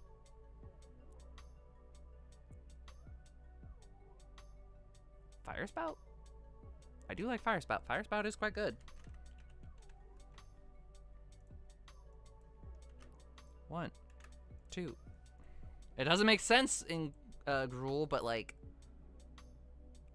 I like it, and I think that's the only reason I need. Oh, Tattermunge. Tattermunge is what I need here. Tattermunge Maniac is just such a good aggro card. We love it. 1, 2. We love to see it. Right as the black part of Shadowmoor. I'll double check. I'll see if I can find it. Wort. I do like Wort, but no. Fun Commander. Probably not what I'm looking for here, though. Oh, you know we're putting in Kitchen Finks. Oh, you know we're putting in Kitchen Finks.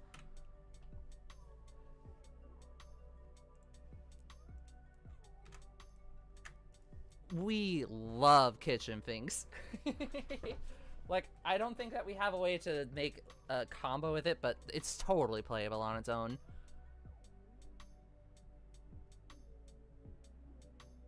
Heartmender is so good. In this environment, it might be really good. Move a counter from target permanent.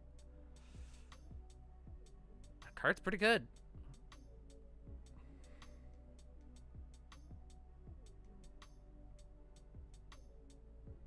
Safe Hold Elite? Oh, we're definitely putting in Safe Hold Elite. We're definitely putting in Safe Hold Elite. 1, 2. Come on. 3. Beautiful.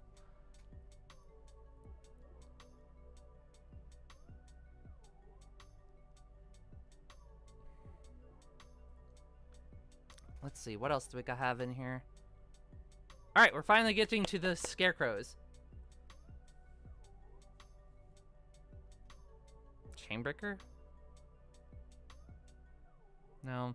Comes to play, draw a card. Okay, choose a basic land type. Each land you control becomes that type. Grim Poppet.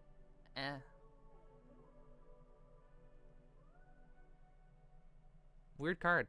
I don't remember Heap Doll. Nah. Lockjaw. Hilarious. Meh. Just color. Nope. Nope. Nope. Nope. Scuttlemutt. Yes. Absolutely, we're putting in Scuttlemutt. I love me some Scuttlemutt.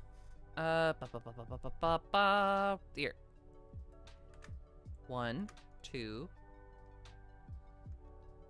3. What a funny card. Like, we may not have a ton of ways to really play around with it, but like, The fact that it's just a 3 mana 2/2 that makes any color is pretty nice.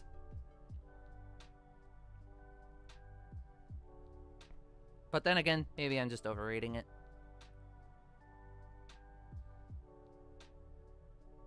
Attacks or blocks, but no.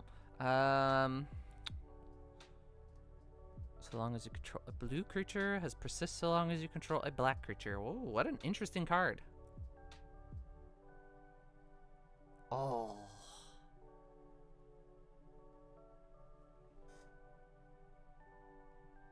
Interesting. I'm not gonna run any of those, but interesting.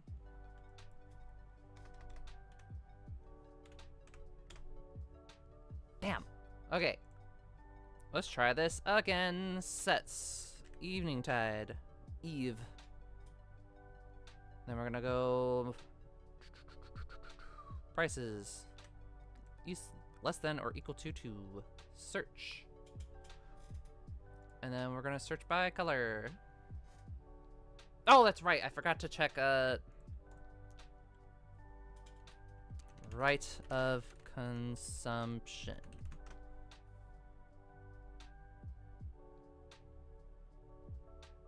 As an additional cost, the player out of consumption sacrifice a creature. Deals damage equal to the power to target, gain life equal to the...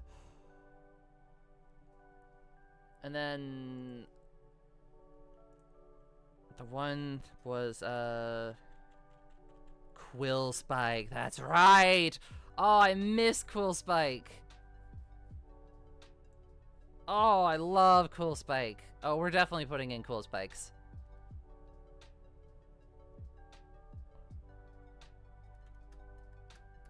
Druid, Quill Spike, Rite of Consumption. Oh, I like that a lot. Oh, we're cooking.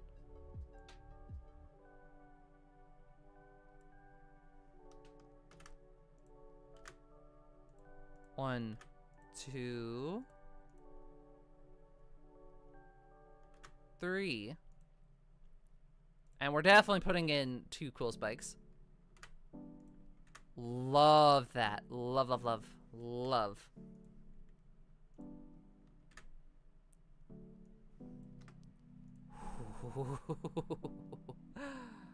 Oh, I love that. Oh, that's so gross. Oh, it's so good. That'll get the Johnny players thinking. Anytime that I can get the Johnny players scratching their head, you know we're cooking. That was a good recommendation, Discord.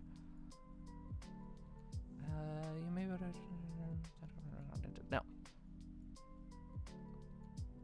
Well, that was actually really good.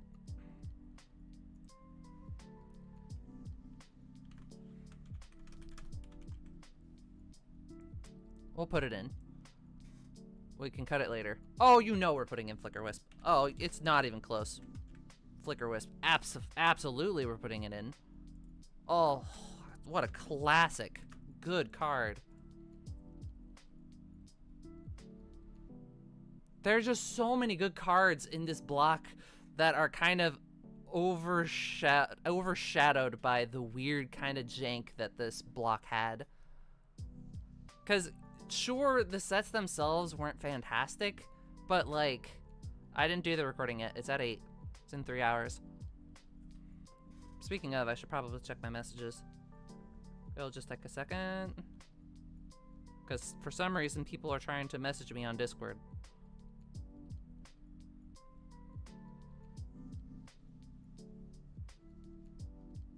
Oh.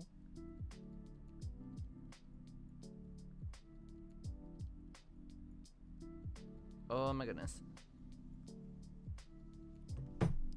We're not gonna touch that. Human life, I don't care about that. Nope, don't care about that. Loses defender, don't care about that. Don't care about that. Don't care about that. Comes into play, but no for each white mana. Ha! I kinda like it.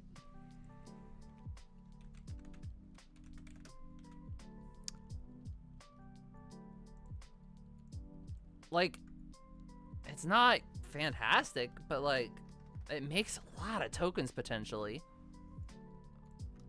I like it a lot.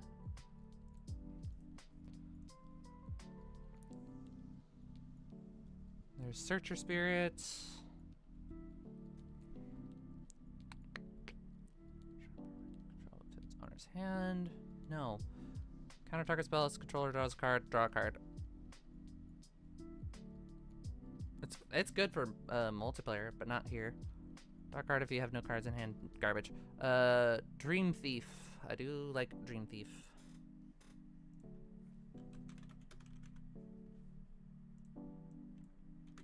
One, two, three.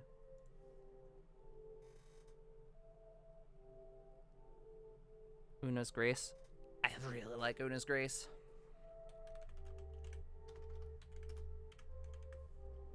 I really like it. Just a cantrip that you can keep replaying from the graveyard is just gonna feel so good. It's gas when you need it. And the fact that it's at common's huge. We love cantrips that you can cast from the graveyard over and over. Don't care about that.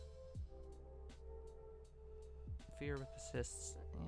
Yeah. Should target. No, absolutely not. That would slow the game down to a crawl. Raven's Crime is so mean. That's such a mean card. I want it.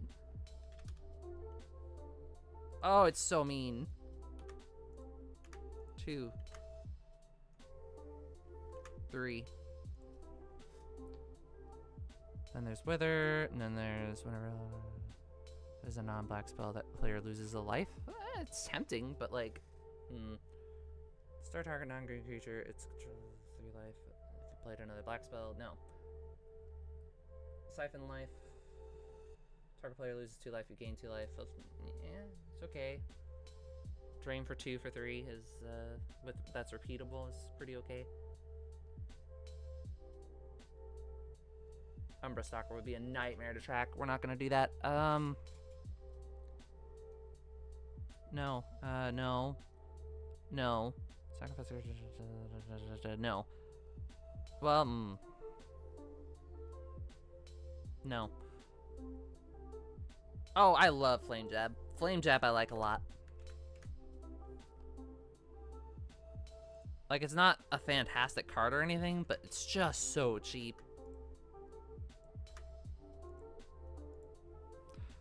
Being able to just ping things and just repeatedly dump your lands whenever you want, it just feels so good. Especially with Countryside Crusher. Oh. It would feel so good. Hate Flare. Interesting.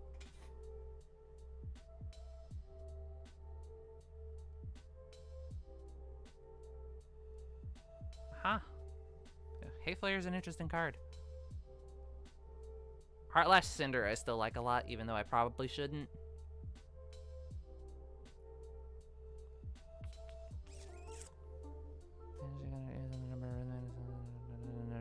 No. No. This is what I'm talking about with some of these really weird mechanics, where it was just like the pre-devotion type mechanic, and it just wasn't very well thought of. Kindled Flame does 4 damage to target creature or player. At the beginning of upkeep, if your opponent has no cards in hand, you may return it from your graveyard back to your hand. What? Oh my goodness.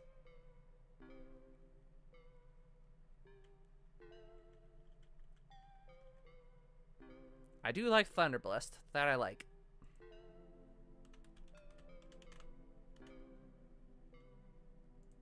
We're gonna put in Thunderblast. Can control the turn. Tap that creature.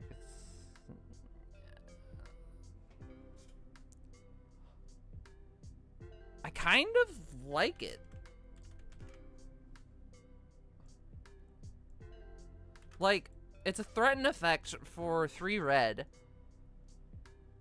But you can also just dump into it, so that way you can just smack somebody if you want to as a mana dump. I kind of really like that. Oh, we're definitely putting in Nettle Sentinel. Not even close to a consideration there. Not even close.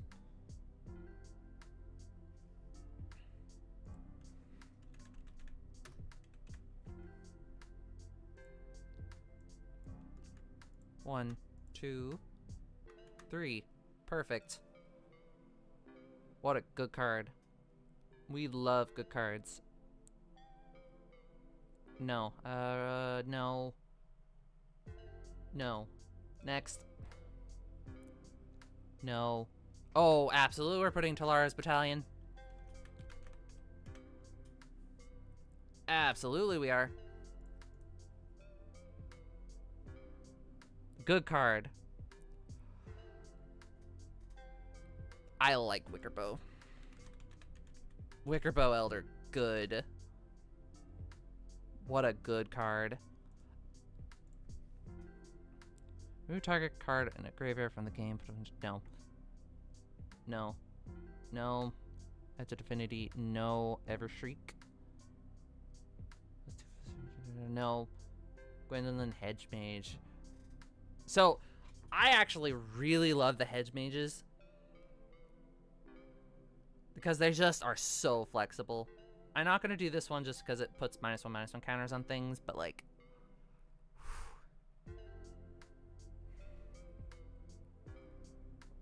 Returns each creature in his or her graveyard with a -1/-1 counter on it. Interesting, but no. Restless Apparition. Interesting, no. Unmake. Absolutely, we're putting an Unmake in. Unmake. Harder to cast, but like 1, 2, 3. But exiling something is powerful. For 3 mana, it's huge. No. No. No. No, no, no. No. No. The temptation was there, but no. You may tap 2 target permanents. Fantastic. 2 mountains, deal 2 damage. Oh, I love me some Noggle Hedge Mage. Noggle Hedge Mage. Come here. 1, 2. Buckle my shoe. No.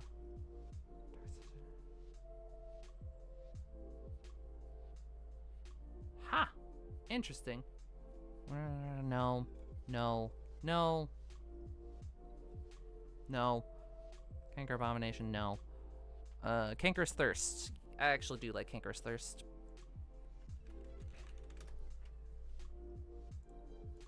I don't think we need Cankerous Thirst, but like, I'm gonna throw it in. Again, at worst, we could just take it back out. When it comes to play, return to your hand the creature card in your with the highest power. If 2 or more are tied, then you choose one of them. Weird. But like, it only lets you choose the highest though. If it let you choose whatever, then I would be fine with it, but I'm not. Yeah. Such is life. It's fine. This is what happens when you stop streaming for a while. Let alone talking about something as niche as this, you know? Thinking of your upkeep, sacrifice a creature, gain life equal to that creature's toughness. Discard a card. Top of my library. Hag Hedge Mage I like a lot. Hag Hedge Mage.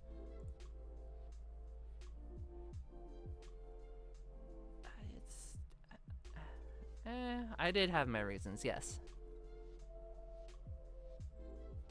No, no. No. No. No. No. Balefire Liege is so good! What a good card. No. No. Oh, we're absolutely putting Figure of Destiny in. Figure of Destiny. Throw that baby in. Destroy target artifact, destroy target enchantment. But you don't get to choose which, so it's not very good.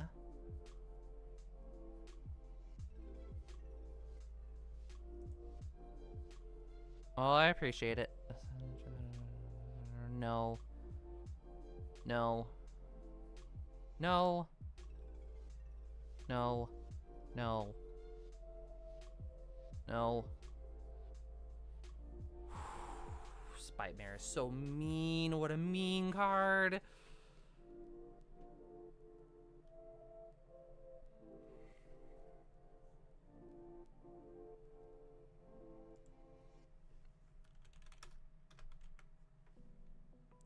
I love it. It's mean. 1, 2. Let's see what's in here for us to use. Onto another one of those. Nope. Nope. Here's the control code is flying. Nope. Nope. Sulky Hedge Mage. I do love some Sulky Hedge Mage. Sulky Hedge Mage. There we go. 1, 2. No.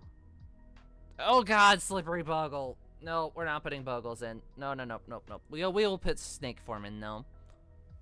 Absolutely, I'll put Snake Form in.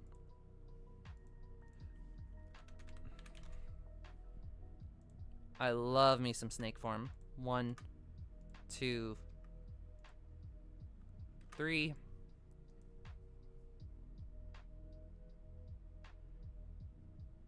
Splitting Image. Good card. Trapjaw Kelpie with Flash Persists. What a neat card. Wistful Sulky. Wistful Sulky. It's just simple. Enter the battlefield, draw a card. Love it. 1, 2. No. No. No. No. No. No. No. Ha. Weird card, but no. Alright. Oh, we've now gone through all the cards. Let's look at what we have so far. We have a cube of 210, so we are short for starters. Let's see what colors we're short in, and then we'll start working our way from there.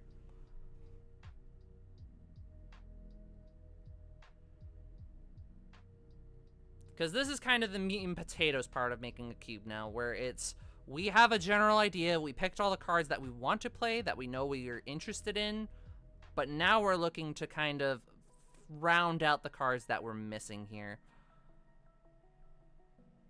Because I wanted to make this a 360 cube, for starters. But how we're going to get there, we need to change the sort, for starters. We need to switch it so that way rarity is the secondary. Or, actually no. Damn it. Reset. Switch types with rarity. There we go. Okay. Now we switch this for creature, non-creature. Perfect. Save as default sort. So, with this, we'll be able to look at what we're missing.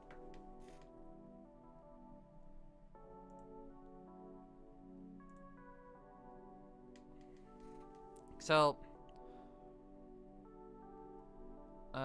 sort mana value for the last one, save as default.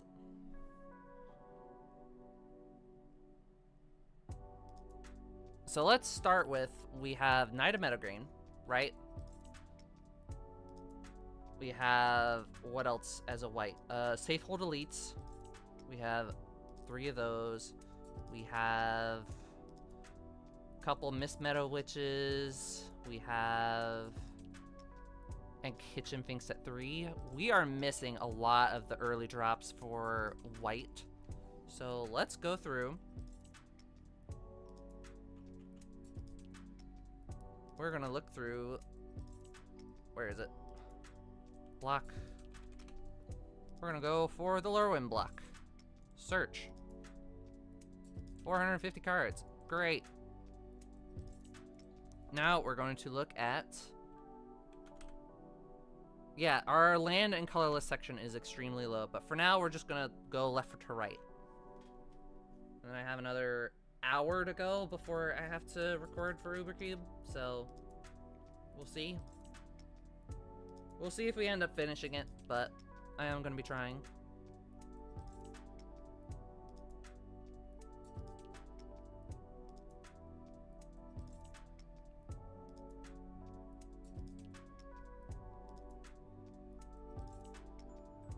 There we go. And I don't know why you sent me a message. You're just silly, I guess. How much is Austere Command?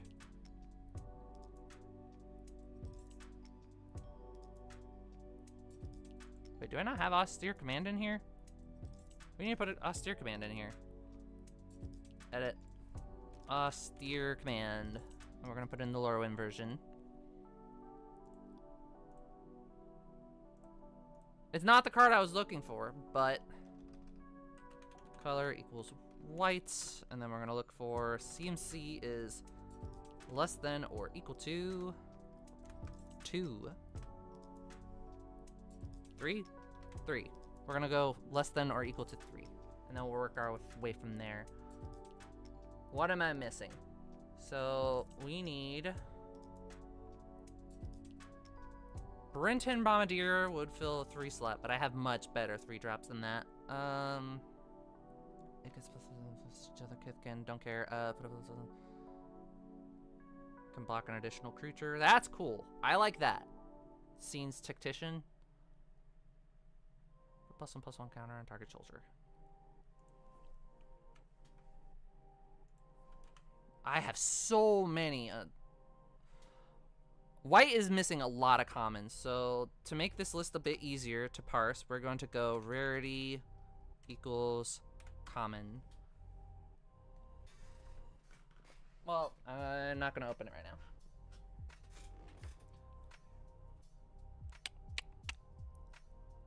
No. No.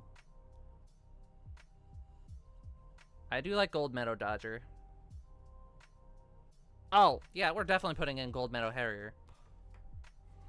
Gold Meadow Harrier. I don't know how I missed this card. Gold Meadow Harrier. Gold Meadow Harrier is pretty fantastic. 1, 2, 3. Great. Next, we need... No. Target creature gets +1/+1. Ooh, I like that. Kinsbale Skirmisher. That is not the worst. That could fill that slot. First Strike Reinforce. Ooh. I like Mosquito Guard. Mosquito Guard is cooking. 1, 2, 3.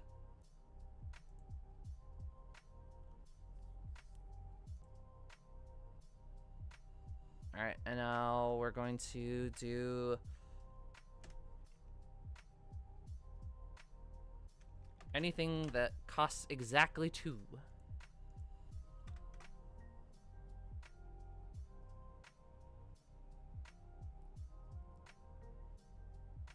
Absolutely not.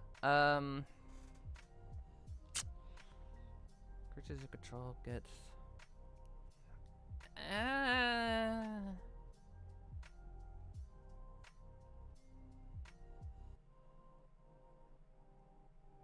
Not a lot of these are fantastic, unfortunately. So now let's try Eve.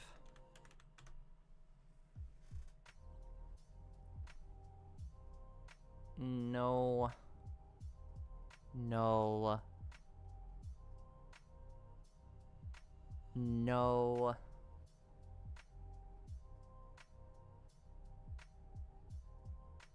No. Wow, really?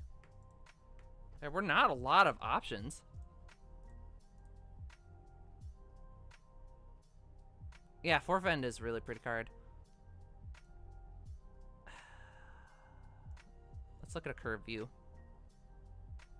So we have lots of 1-drop now, but we're still missing a lot of those 2-drops. But we still have a lot of room to work with in white, so let's go ahead and look at the uncommons. The uncommon 2-drops and see if we can find any really good ones. I don't like dealing with protection, so we're not going to do that. We're also not going to do that.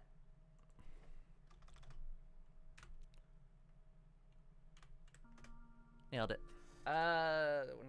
Don't care about that. We already have Knight of Meadow Green. I don't want that. Seriously? There's no good 2-drops? Man, that's rough. That is so rough.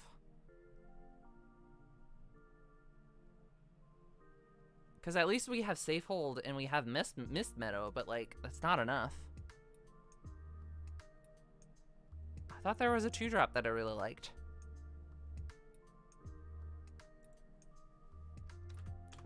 I mistaken? Oh, Kinsbale Skirmishers was what I wanted.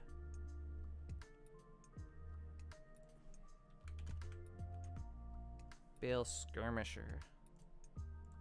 One.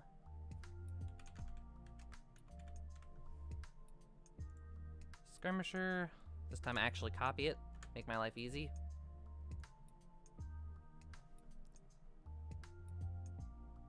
There we go. That should fill out that section nicely now.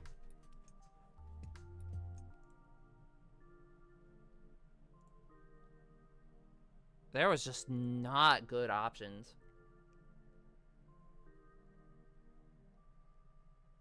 Yeah, there's just not a lot of good options for the 2-drops. Order the Golden Cricket, maybe? Just as another 2-drop?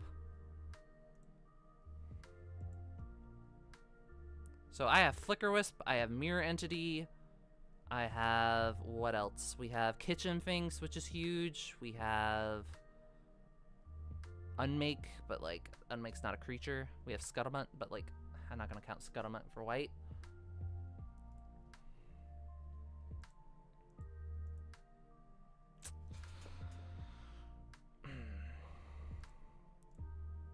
Five is not enough, so we're gonna put in Order of the Crickets.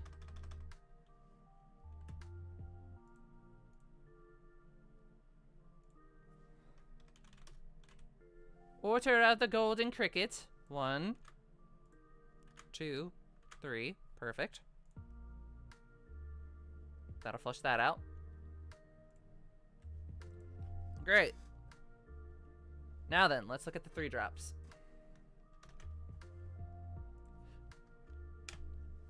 I don't think there's going to be much. I did really like the Burrington Bombardiers. Those are cool. Like, what a cool card.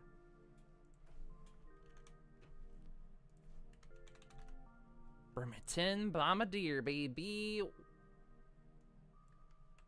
1, 2, 3. Perfect.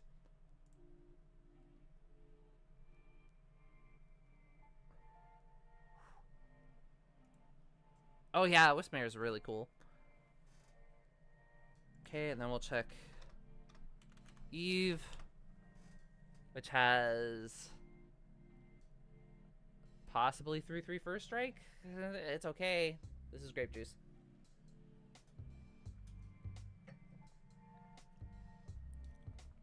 No, you're fine.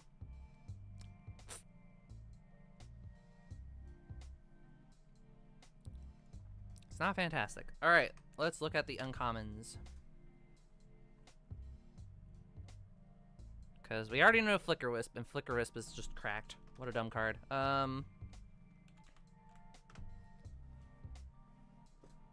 Target creature gains double strike. Okay. Deal 16. No. Okay, so we're just not gonna have a bunch of those. 35 seems to be a pretty decent amount of cards, actually.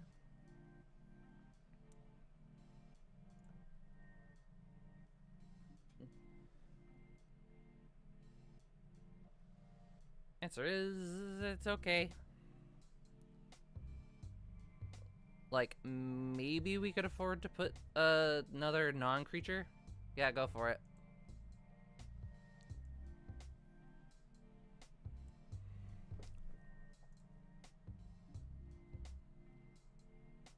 Because we also have Spectral Possession, which does count as creatures. And that goes super wide.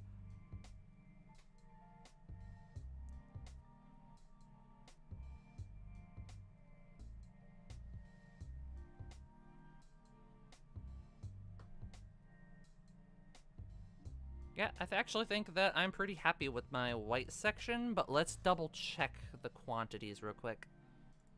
So let's go back to table view. We have 18 uncommons. So now that we have 18 uncommons,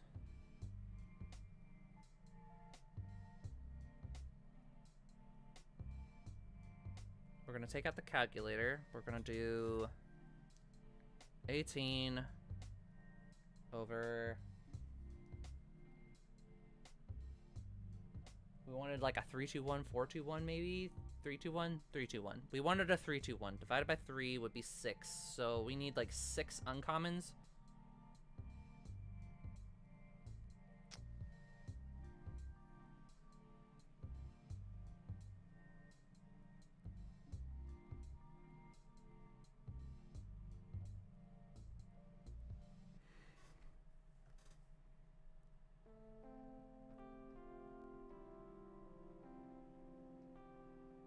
We're gonna have to cut some of these, I guess. That's unfortunate. But, alright. I don't want to cut any of the uncommons, though.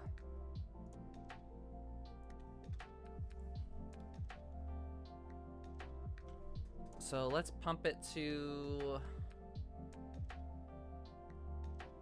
21, which should give me 7. So add another set of commons, I guess. So that way I can at least not cut as many. Wait, I'm doing my math wrong. What am I doing? 1, 2, 3, 4. I did my math wrong. 1, 2, 3, 4, 5, 6. Okay, so I currently have 6. So that means I should have one more set of uncommons in order to make it.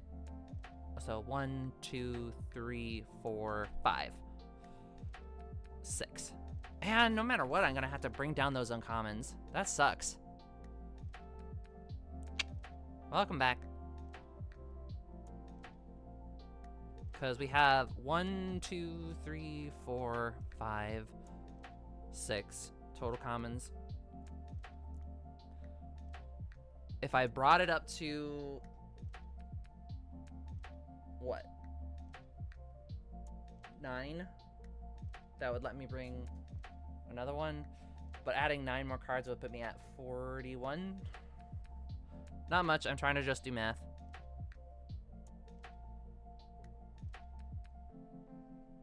God, do I even have 9 more?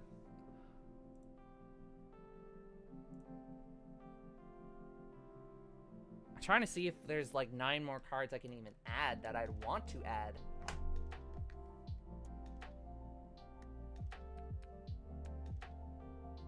I don't know. It's gonna be tricky. Tricky.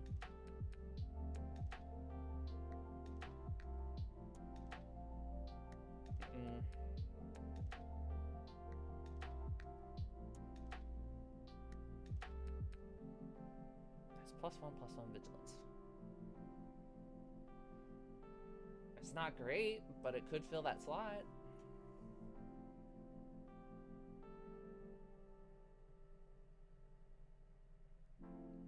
There is Weight of Conscience.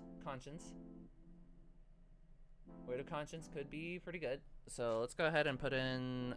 but I already have so much removal. Do we want Weight of Conscience? Kind of don't. Absolutely not. Absolutely not. Absolutely not. Start target attacking or blocking creature for 4. No. No. Flying for a strike for 3/3. No. Constantly gain 3 life and.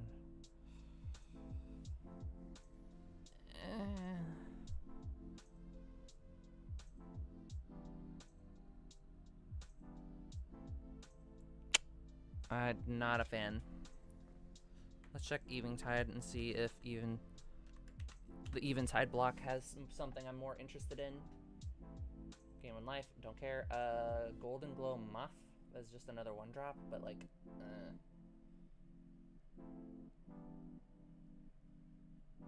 Target creature comes white, tap that creature, draw a card. Oh, Niveus Wisp, perfect.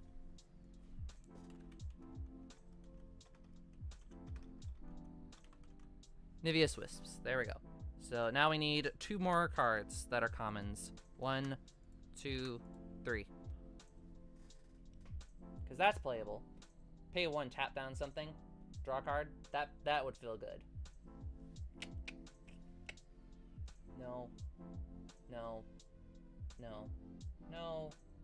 No. Ballynock Cohort, I guess.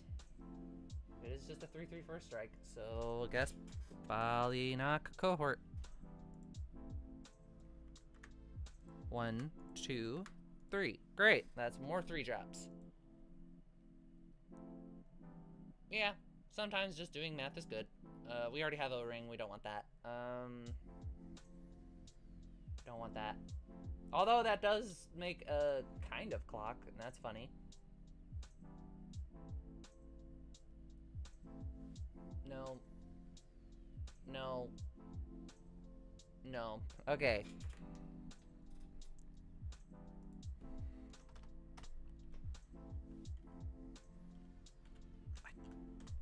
I'll double check, but I really don't think that there was anything else I wanted.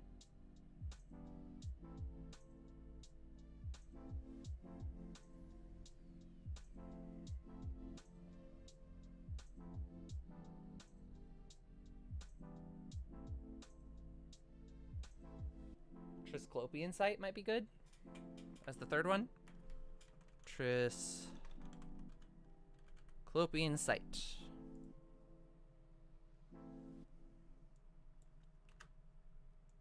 Like, it's not a fantastic card, but like, it does fill the slot and it is playable. So there we go. That added 1 more uncommon. So now I should have room for, because I have 9, so that should be 3. Let me double check. 1, 2, 3, 4, 5, 6, 7, 8, 9.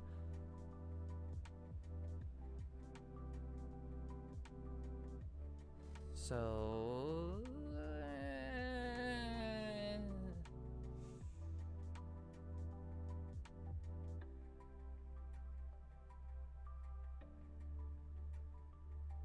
because for every 3, I'm playing 2 uncommons, right?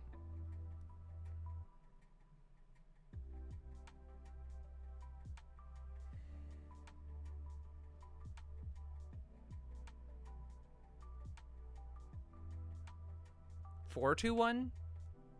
Is my ratio supposed to be 4 to 1?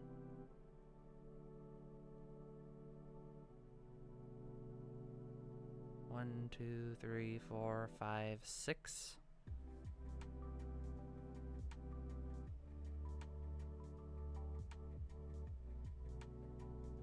Two-thirds. God, I hate dealing with 2/3 fractions.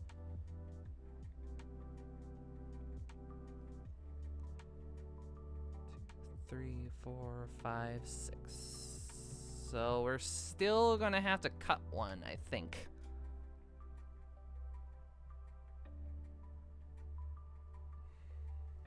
So 27 divided by times by 0.066. 17.82. It's like 18 uncommons. 1, 2, 3, 4, 5, 6. That's not right. 18 cards.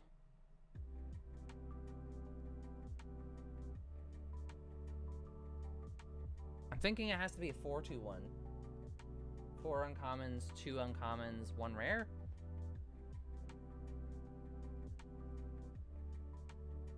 This is why I don't mess with set cubes, because mathing is hard.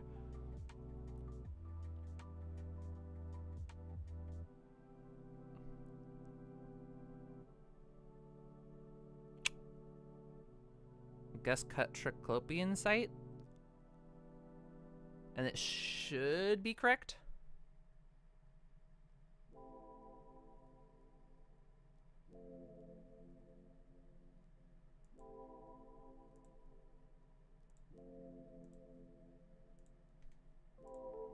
I'm thinking that's correct. Right? Surely it is.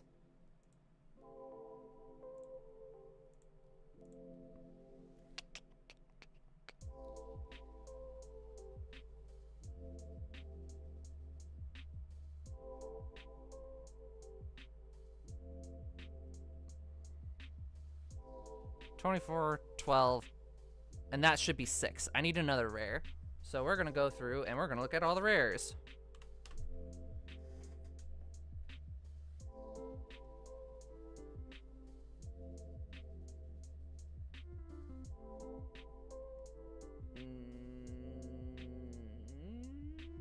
Gale Powder Mage. I love Gale Powder Mage. That's perfect.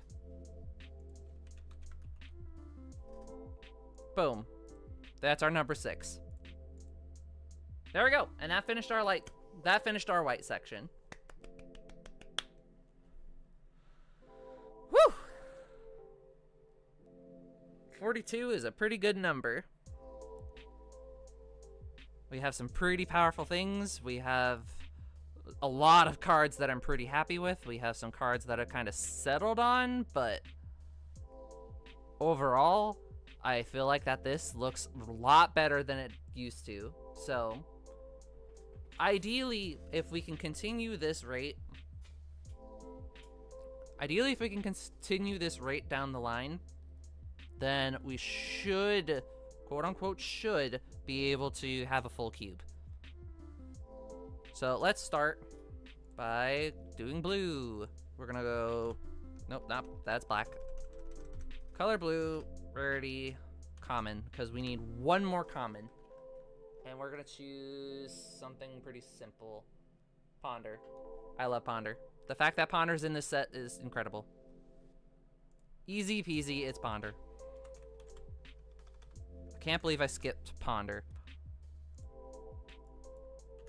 1, 2, 3. It's the one of the more expensive cards of the cube, but like, it's fine. Great. Pestermite, Dream Thief. We'll double check.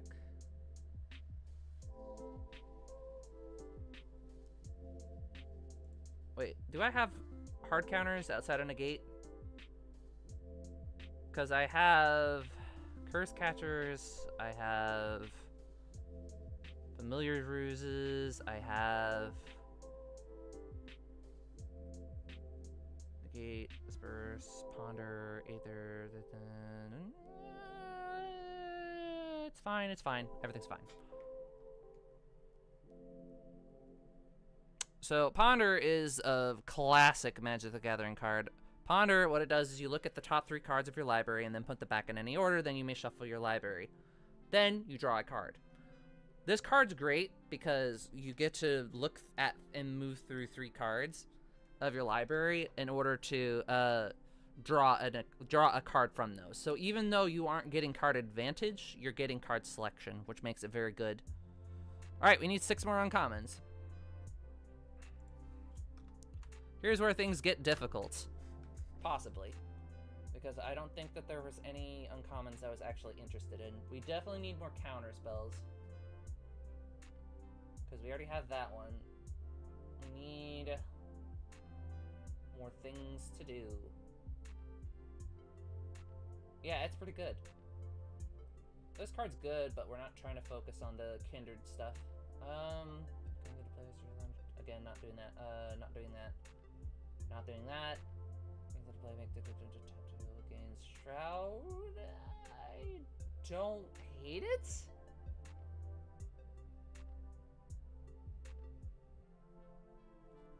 I don't hate it. Let's put in Bethnicor.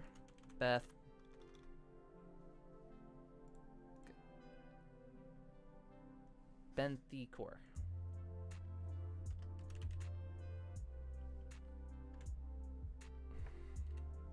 There we go, Benthicor. We're gonna add in 2 Benthicors, which should bring me up to 8 uncommons. So I need 2 more uncommons to put in, unfortunately. So that means hopefully something I want in the Eveningtide, in the Eveningtide block. It's hard to tell. Dream Fracture, I would not feel good about putting in. I really don't.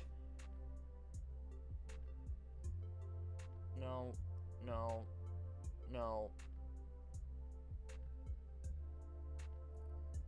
It's cute, but no. Advice from the Fae, I guess, is gonna go in.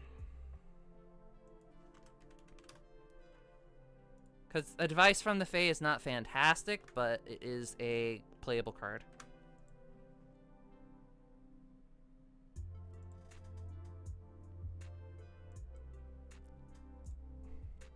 Beautiful. God, I want Deep Channel Mentor so bad. I'm gonna put it in.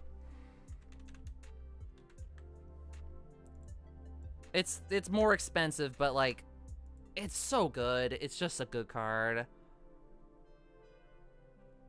Great, now we need 3 more rares from both. So, let's go back here, then we're gonna go rarity into rare. We need to grab... Oh god, no. Saving the Moment's really fucking cute. Excuse my language. Oh, Glen Elendra. What a good card, but it's still expensive, isn't it? No, actually, the cheapest one is $2. I love Glen. I would love to put Glen in here. It's probably too mean, but like, oh, it's just such a classic. It's such a good card.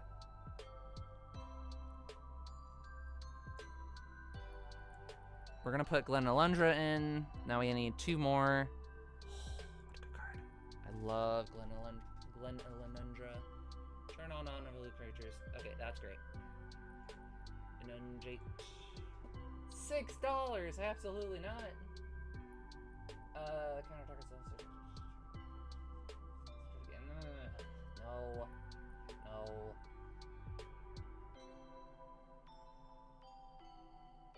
No.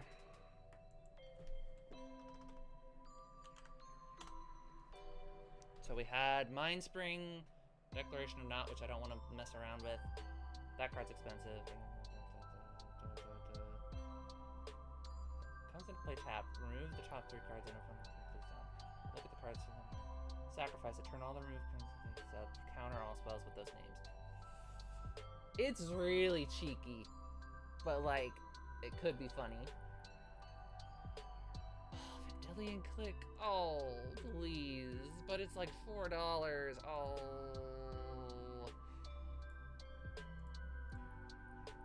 It's cheaper than Cryptic. I do want Vendilion Click. I'll cave. Vendilion Click is just so good. It's a classic. It's expensive, but it's a classic. Oh, I hate it because it increases the budget for this environment, and that's not great. Notorious Throng would feel pretty good, even without the synergy. Mistbind Click, if I can remember. $31! Absolutely not! No! No, no, no, no, no. Absolutely not, no.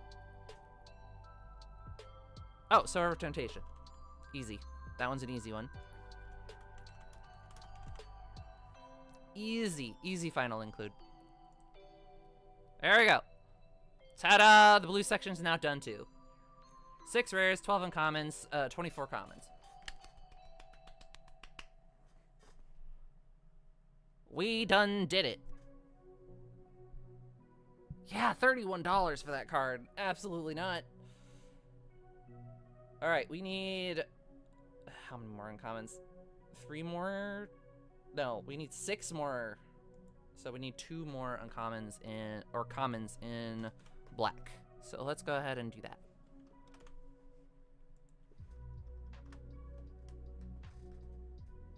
I'm also just gonna check my messages because nobody's watching anyways.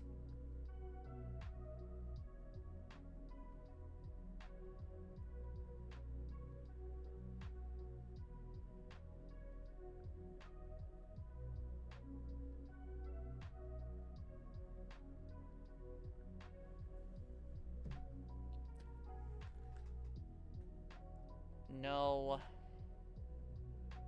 Pepper Smoke might be just really incidental. I already have Nameless Inversion. No, no, no, no. No, no, no, no.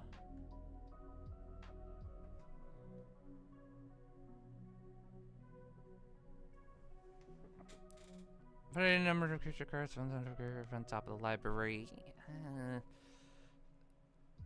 Thieving Sprite always hits a card.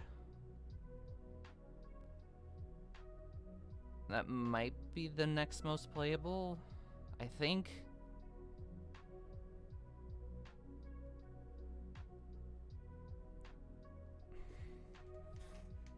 If I can't find anything else, then I'm gonna put in Thieving Sprite. But like right now, it's not looking great.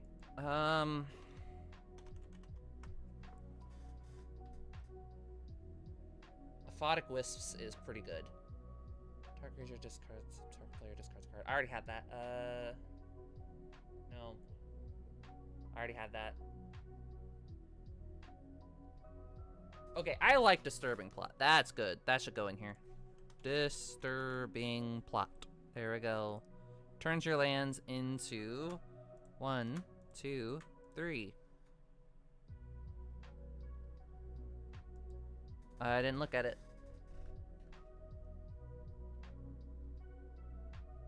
That's too much text. I'm not reading that.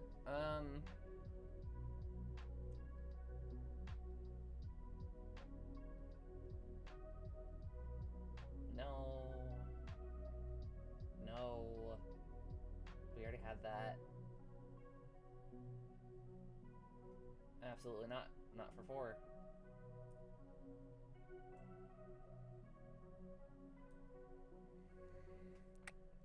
I think Aphotic Wisps is just the next one's. Aphotic Wisps. 1, 2, 3. Because Aphotic Wisps is very playable. Next, we need how many uncommons? Oh, we need so many uncommons. Oh, geez. Oh, no. Oh, this is going to take so long.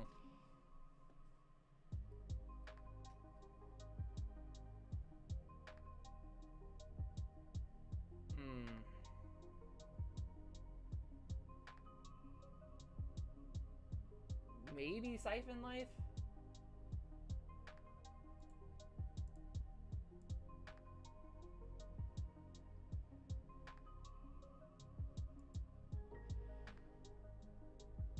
I'm thinking Siphon Life.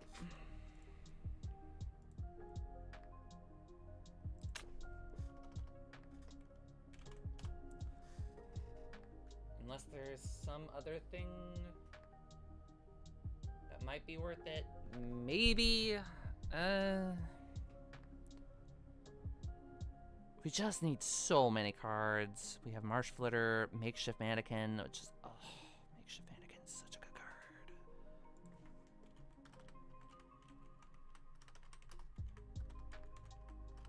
card. We're just gonna have to deal with the fact that there's gonna be weird tokens. 1, 2, Siphon Life. 1, 2.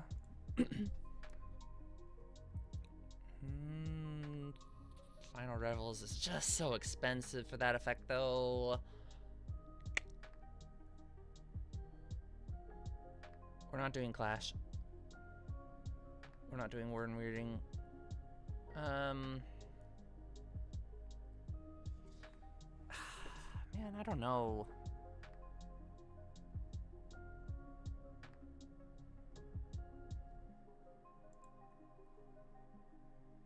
There's gotta be other things, right? I don't want to put, like, Suit Imp in, of all things, just to fill that slot. Oh, because I only have 2? Ugh, and I need, what, 6? So I'll have 4. I need 2 more. What else can I put in? I already have that. Lingering Tormentor, I guess, because it has Fear Persist, and that's pretty playable. It's not great, Beseech the Queen is expensive, but I guess we're gonna let them have it.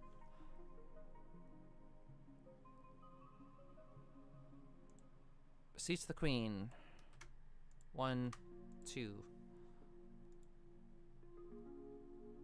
This is what proxies are for. I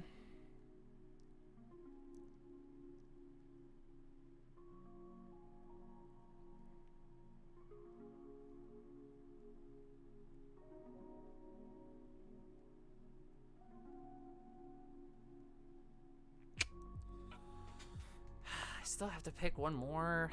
Man, this is gonna be so hard. I guess Lingering Tormentor.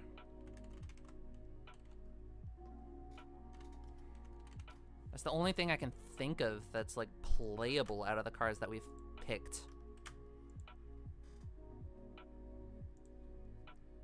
All right, there we go. We now have 12 uncommons, 6 rares. Okay, now for red.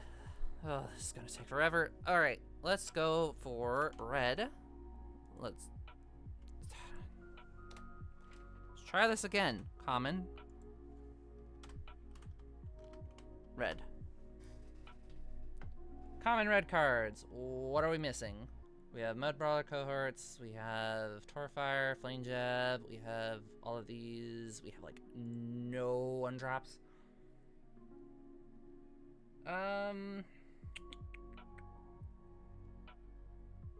Oh, we're definitely putting Needle Drop in. Absolutely, we're putting Needle Drop in. I love Needle Drop. It's expensive, but like, oh, it's such a good card. Excuse you? Load?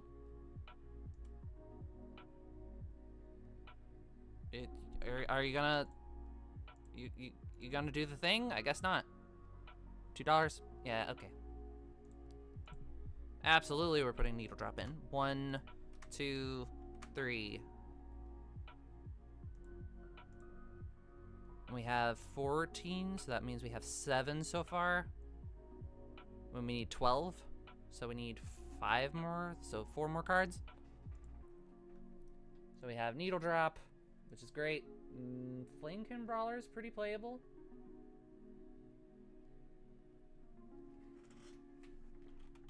It's not fantastic, but it is playable.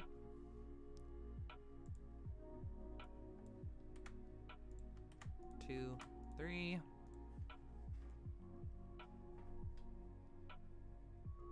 Nope. Nope. Nope. Nope. Nope. Nope. Nope. No, no. I already have that. I already have that.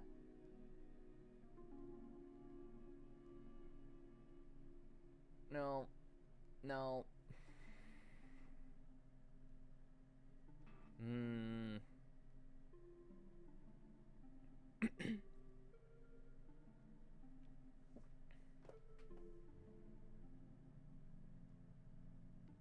There's not a ton.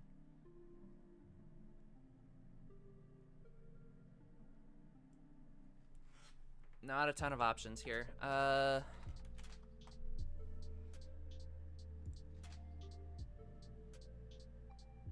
So it's 9, and that means I need 3 more. Ugh.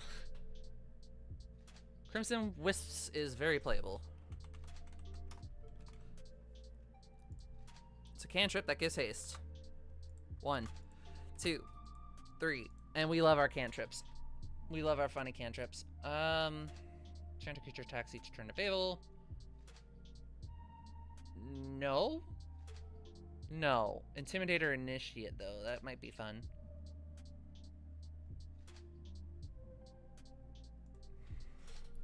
Heart. Lash. Cinder. There we go. 1, 2, 3. Perfect.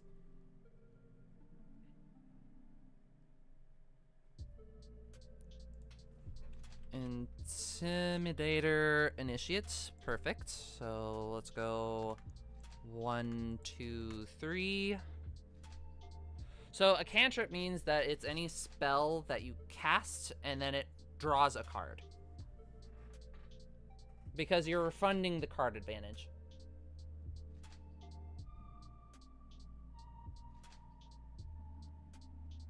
Oh, Smash the Smithereens is in this set. I'm not gonna put it in, but it's neat. I'm gonna cast a red spell. I may untap it. The temptation's there, but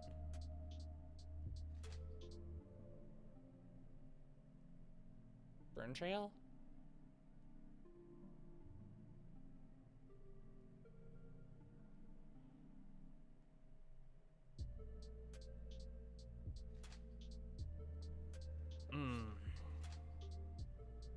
Man, this is tough. Yeah, cantrips are a lot of fun. This is tough, this is tough.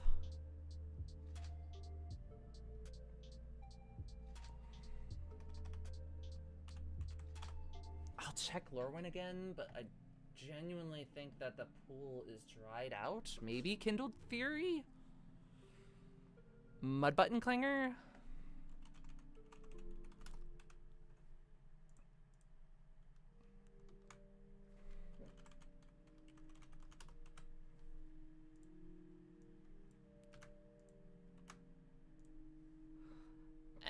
One, two, three, four, five, six. Shoot, did I add too many? I added too many. Oopsie doopsie. Alright, we can cut some. Let's cut Mudbutton Clinger. Not that. Mudbrawler Cohort.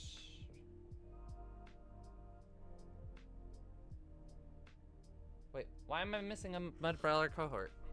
Mudbrawler Cohort.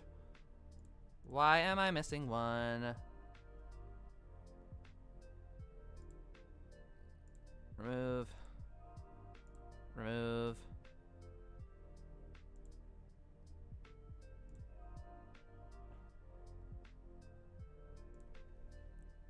Hopefully we're getting there.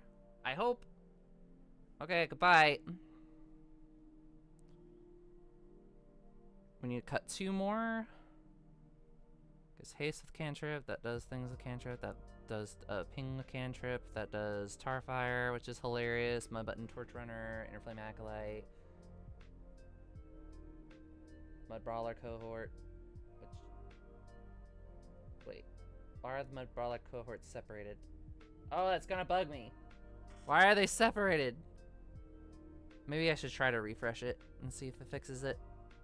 Three highlights, senators. Why am I missing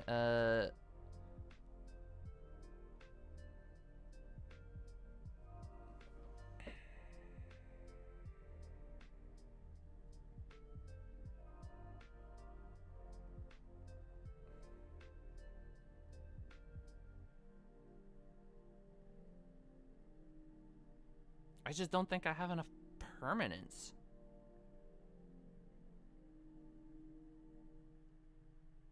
Yeah, I don't have enough permanence. So am I just gonna have to bite the bullet and cut this and then realize I just don't have enough 2-drops? Welcome back. Glad you got food. Ah, man, this is tough. This is really tough. I think I'm just gonna have to cut these and then just be fine with it. It sucks, but there's just not enough.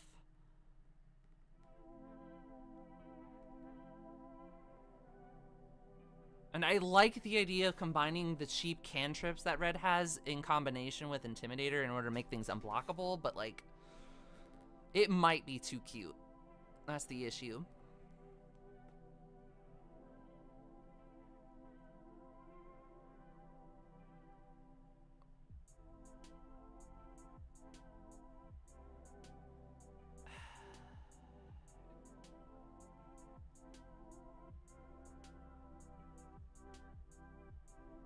Yeah, it's just too cute. I'm gonna have to get rid of it. And I'm glad that you are enjoying yourself. It's a shame. Because at least the Flamekin Brawler's somewhat usable. I don't know.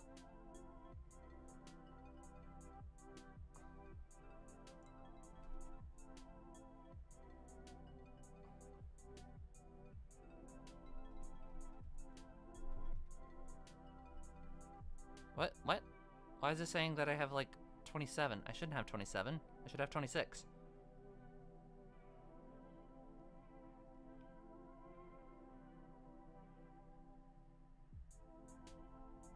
Okay, let me try to refresh the. No? What the crap? I'm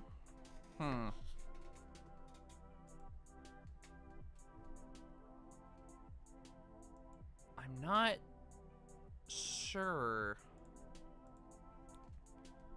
Why is it saying 27?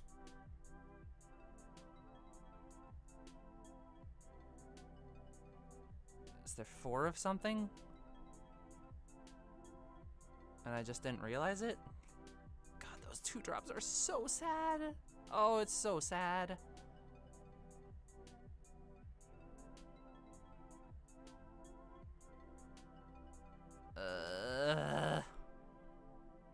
I could save a lot of money and take out Needle Drop, but like,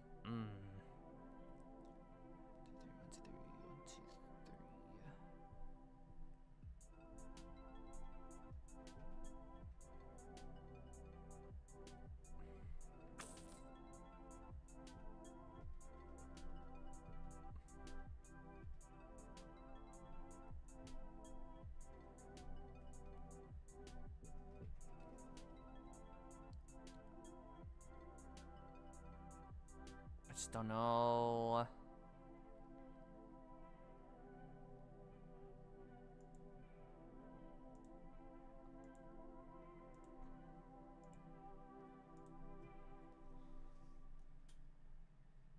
Let's try to cut those. Let's go back to table. Oh, now it's 24 again. I don't know. Weird. All right, I need.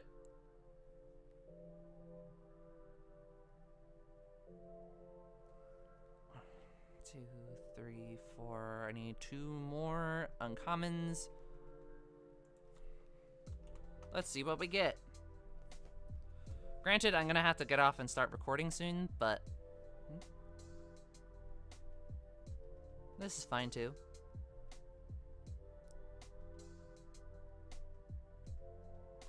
Let's see here.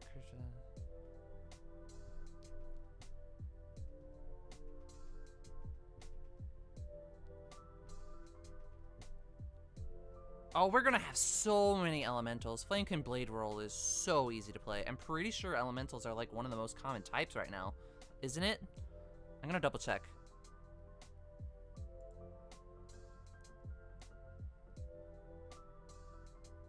Subtype.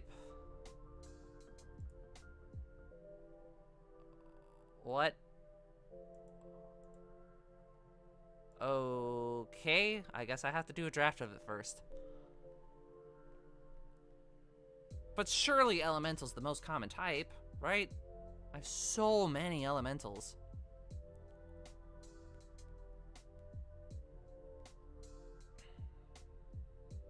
Especially in red, where I have that, I have those which technically are elementals, these which are elementals, and then I have this which is an elemental. That has to be playable. Flamekin Blade Roll.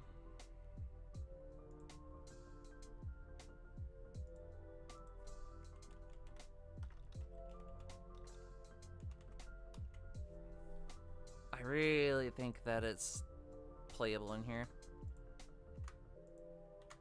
Especially if we are already gonna have like 3 more of it. I think that could be playable. Oh, right, no, it's 2. 2, because it's uncommon.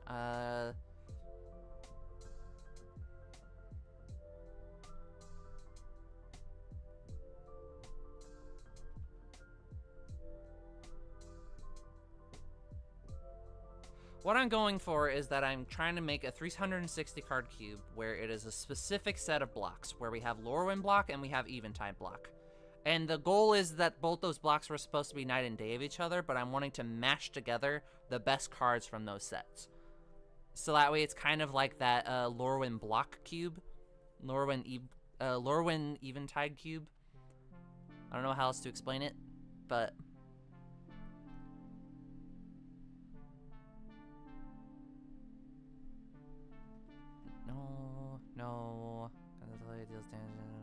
No. No. Earth Cage is really good, but like... Boulder Intimidator is just funny. What a funny card. It's just expensive. Let's check Eventide. Yeah, I'm trying to get the best of both worlds. So that way all the fun, good cards that are like highlighted in those environments are really pushed here. So that way we can have like an environment of what if those blocks didn't have the weird jank in them, you know? Like, don't get me wrong, there are still some weird jank cards, but like, what if this was like a good, relatively balanced environment, you know? And I just find that interesting. Jaws of Stone is a pretty good win condition if you have enough mountains, I guess. Because, like, what, 6? And then you deal 6?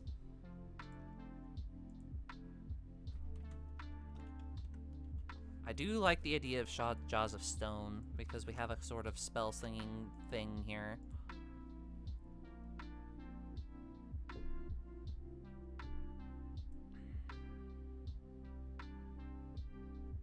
Problem is that I'm not getting a lot of very helpful options here.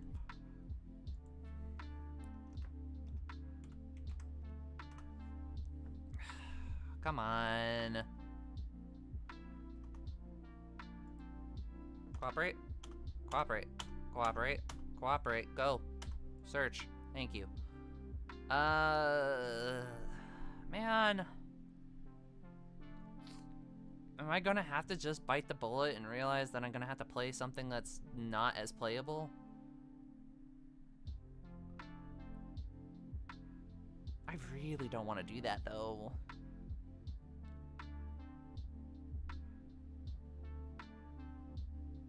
Man.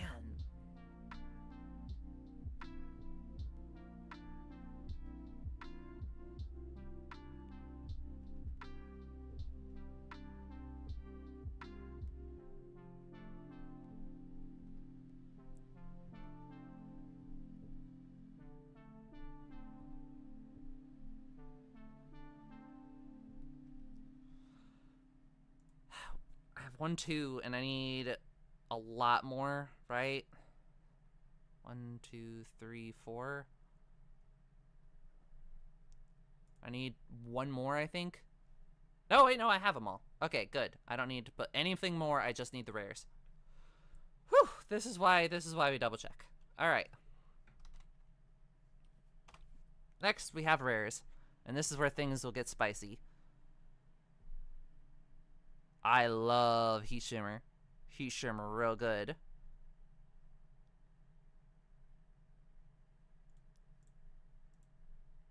It's 4 to... Oh my goodness. Tauren Mauler's pretty good, though. I do like Tauren Mauler. It's pretty spooky.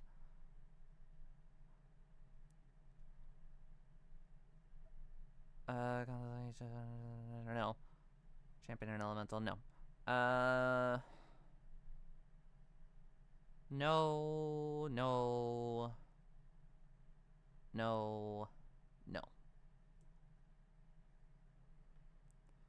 So, Tauren Mauler, maybe?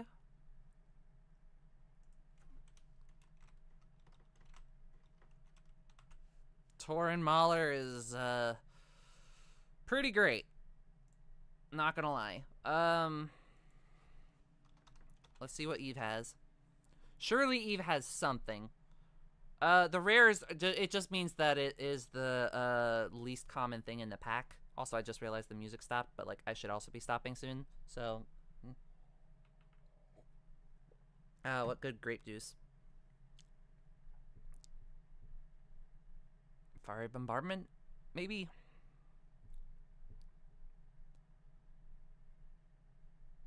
Fury Stoke Giant, but like I think Fury Stoke Giant's 241. Null Spine Dragon. It's not good here, but oh, Null Spine Dragon. Did I put Rekindled Flame in? I thought I did. I did not. I want to put Rekindled Flame in. Rekindled Flame.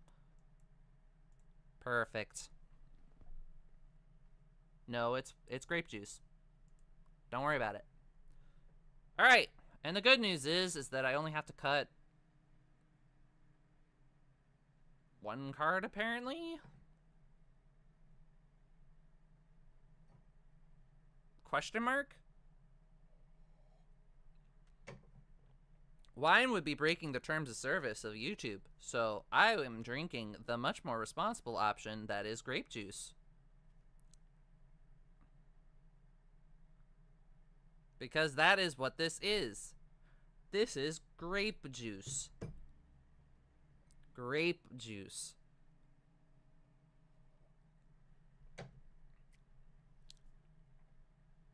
And I don't want to be banned on YouTube. It's so important.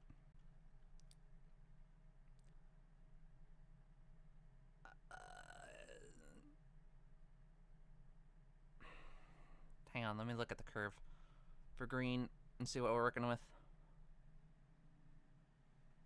We have a ton of 2-drops in green. We have almost no 1-drops. We have a few 3-drops.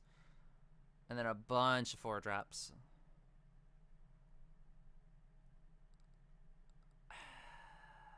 I kind of like Wickerbow Elder more than I like Ambassador Oak, if I'm being honest. But like, how many targets is there? There's not a ton of targets for it.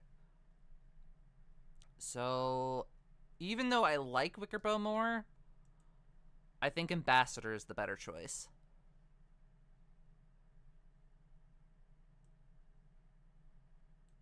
So we're gonna start there.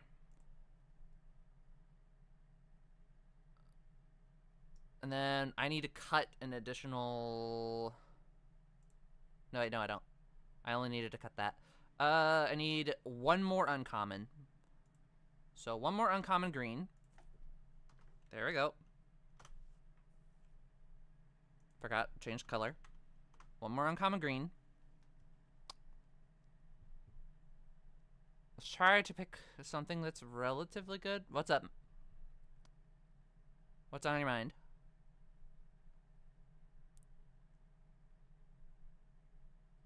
It's okay. I mean...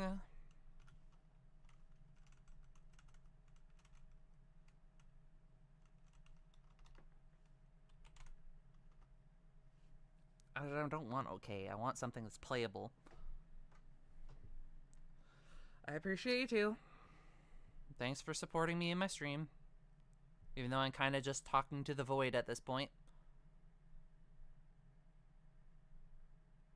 Already have Imperious Perfect. No. I already have that. Ooh, there is Seed Guide Ash. I do like Seed Guide Ash. Seed Guide Ash is mean. 1, 2, 3. Oh wait, no, it's an uncommon. 1, 2. Great. Now we just need rares. Let's look at the rare slots, shall we? Rare. For the rare slot, we have Changeling Chameleon Colossus is so mean. I might have to put it in. It's so hard to remove. But, like, it's so good. It's just such a good card.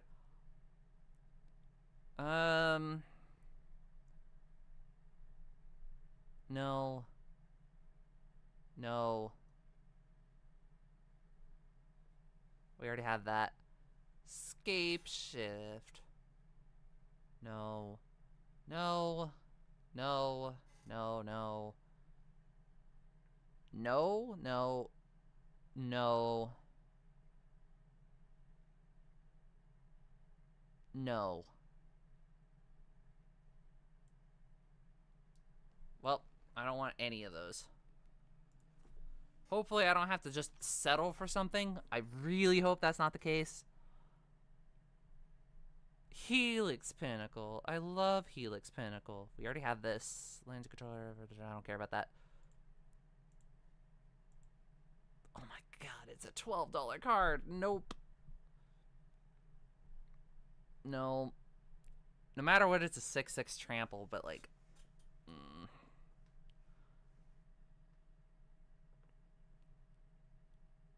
No.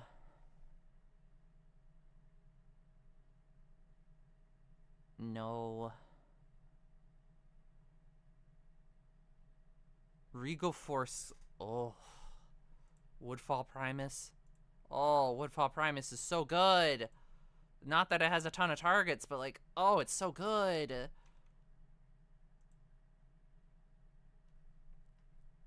Oh. Woodfall Primus is so mean. I want it. And that should put me at 5, so I need one more. One more card, and then I'll be done. I will be done streaming. I'm thinking Primal Crux.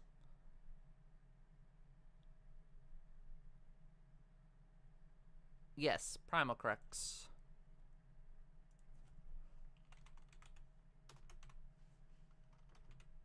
There we go, Primal Crux as the last rare. When we come back to this cube, we are going to have to flesh out the land section. Oh. Well. I see the issue. We need more... Hang on. We need more Vivid Craigs. No, we don't. No, we don't. It's at 2. We need another marsh. No, we need another meadow. Why do I have 3 marshes? Remove one of the marshes. Add another meadow. Lorwyn. Here we go. 2 craigs, 2 creeks, 2 groves, 2 marshes, 2 meadows. 3 shimmering grottos.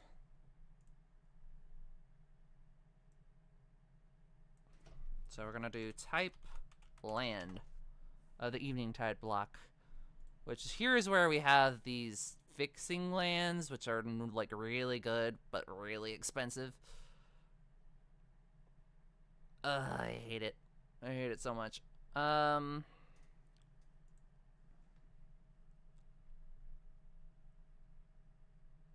Yes, thank you very much.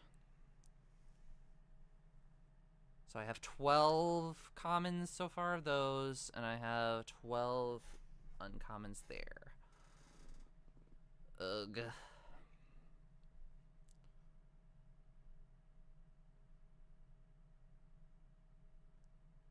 So, I guess... Oh, God, it's gonna make things so expensive. But, like, I'm just gonna have to go for it. Such is the nature of the set, unfortunately.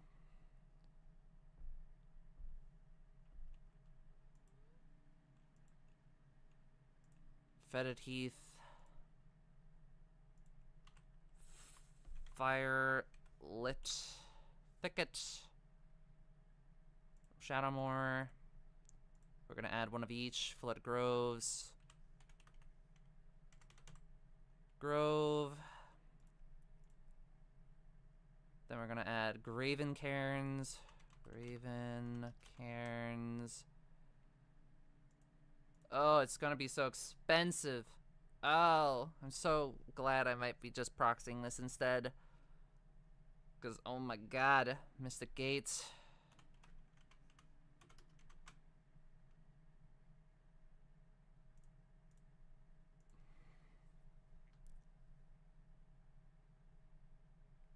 Oh, reflecting pools in this set. Oh, man, it's so expensive.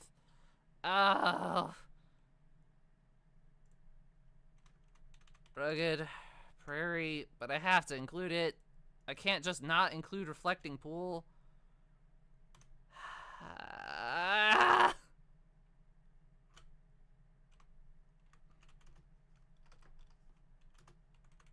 I can't not include it. It's just too important. Sunken Ruins. There are far too many rares, but it's fine. And Twilight Mire.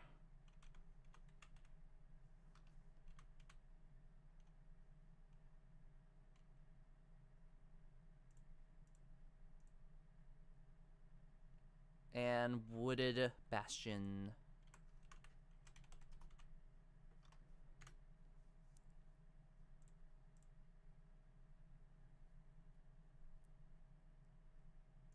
So I have this,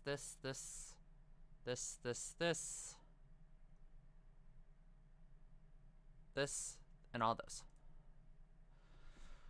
Okay, that brings my cube up to 290. And then we'll look again at Lorwyn, but I'm pretty sure I don't want any of these lands. I'm gonna double check, but I'm pretty sure I don't want them. Primal Beyond. You may reveal an elemental from your hand. Excuse me? Ha! Interesting.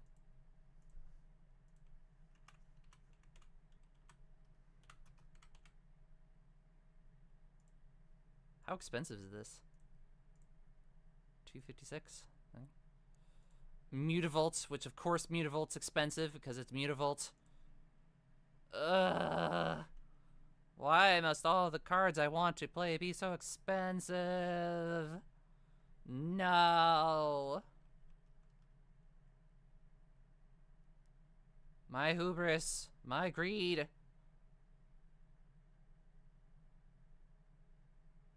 Ah.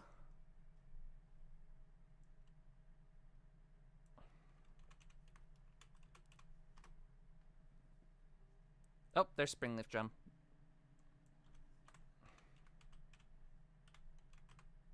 We're absolutely putting in Springleaf Drum as a 3 of. 1, 2, 3. And then I'm gonna put in not Rune Stalsites. Oh, Thornbite Staff, so good, but it's so expensive. We're not throwing that in. We're not putting those in. We're not putting these in. If I do copy that ability. Whenever a creature is put into the graveyard from play, you made a creature from your hand into play, and then it's oh my, what? That card's insane. Death Render's so good.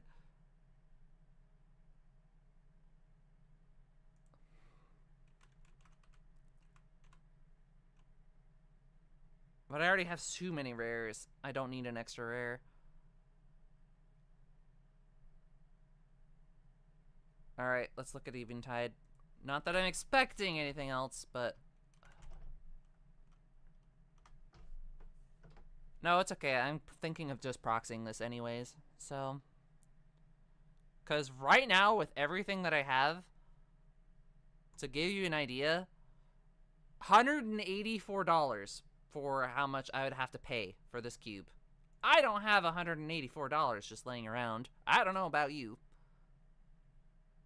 But I'm feeling 22. Heap Doll. Chainbreaker.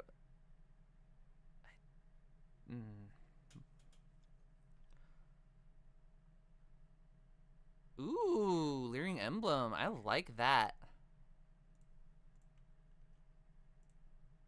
But it's just another rare. The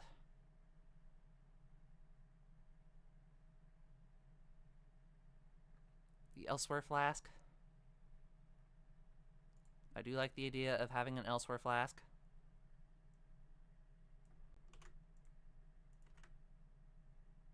One, two, three. Trip Noose, which is just for tapping creatures, and that's okay, right? Let me double check for timing.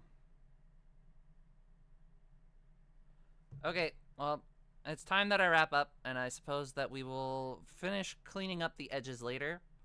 But thank you so much for watching and just hanging out with me. I gotta go. Goodbye.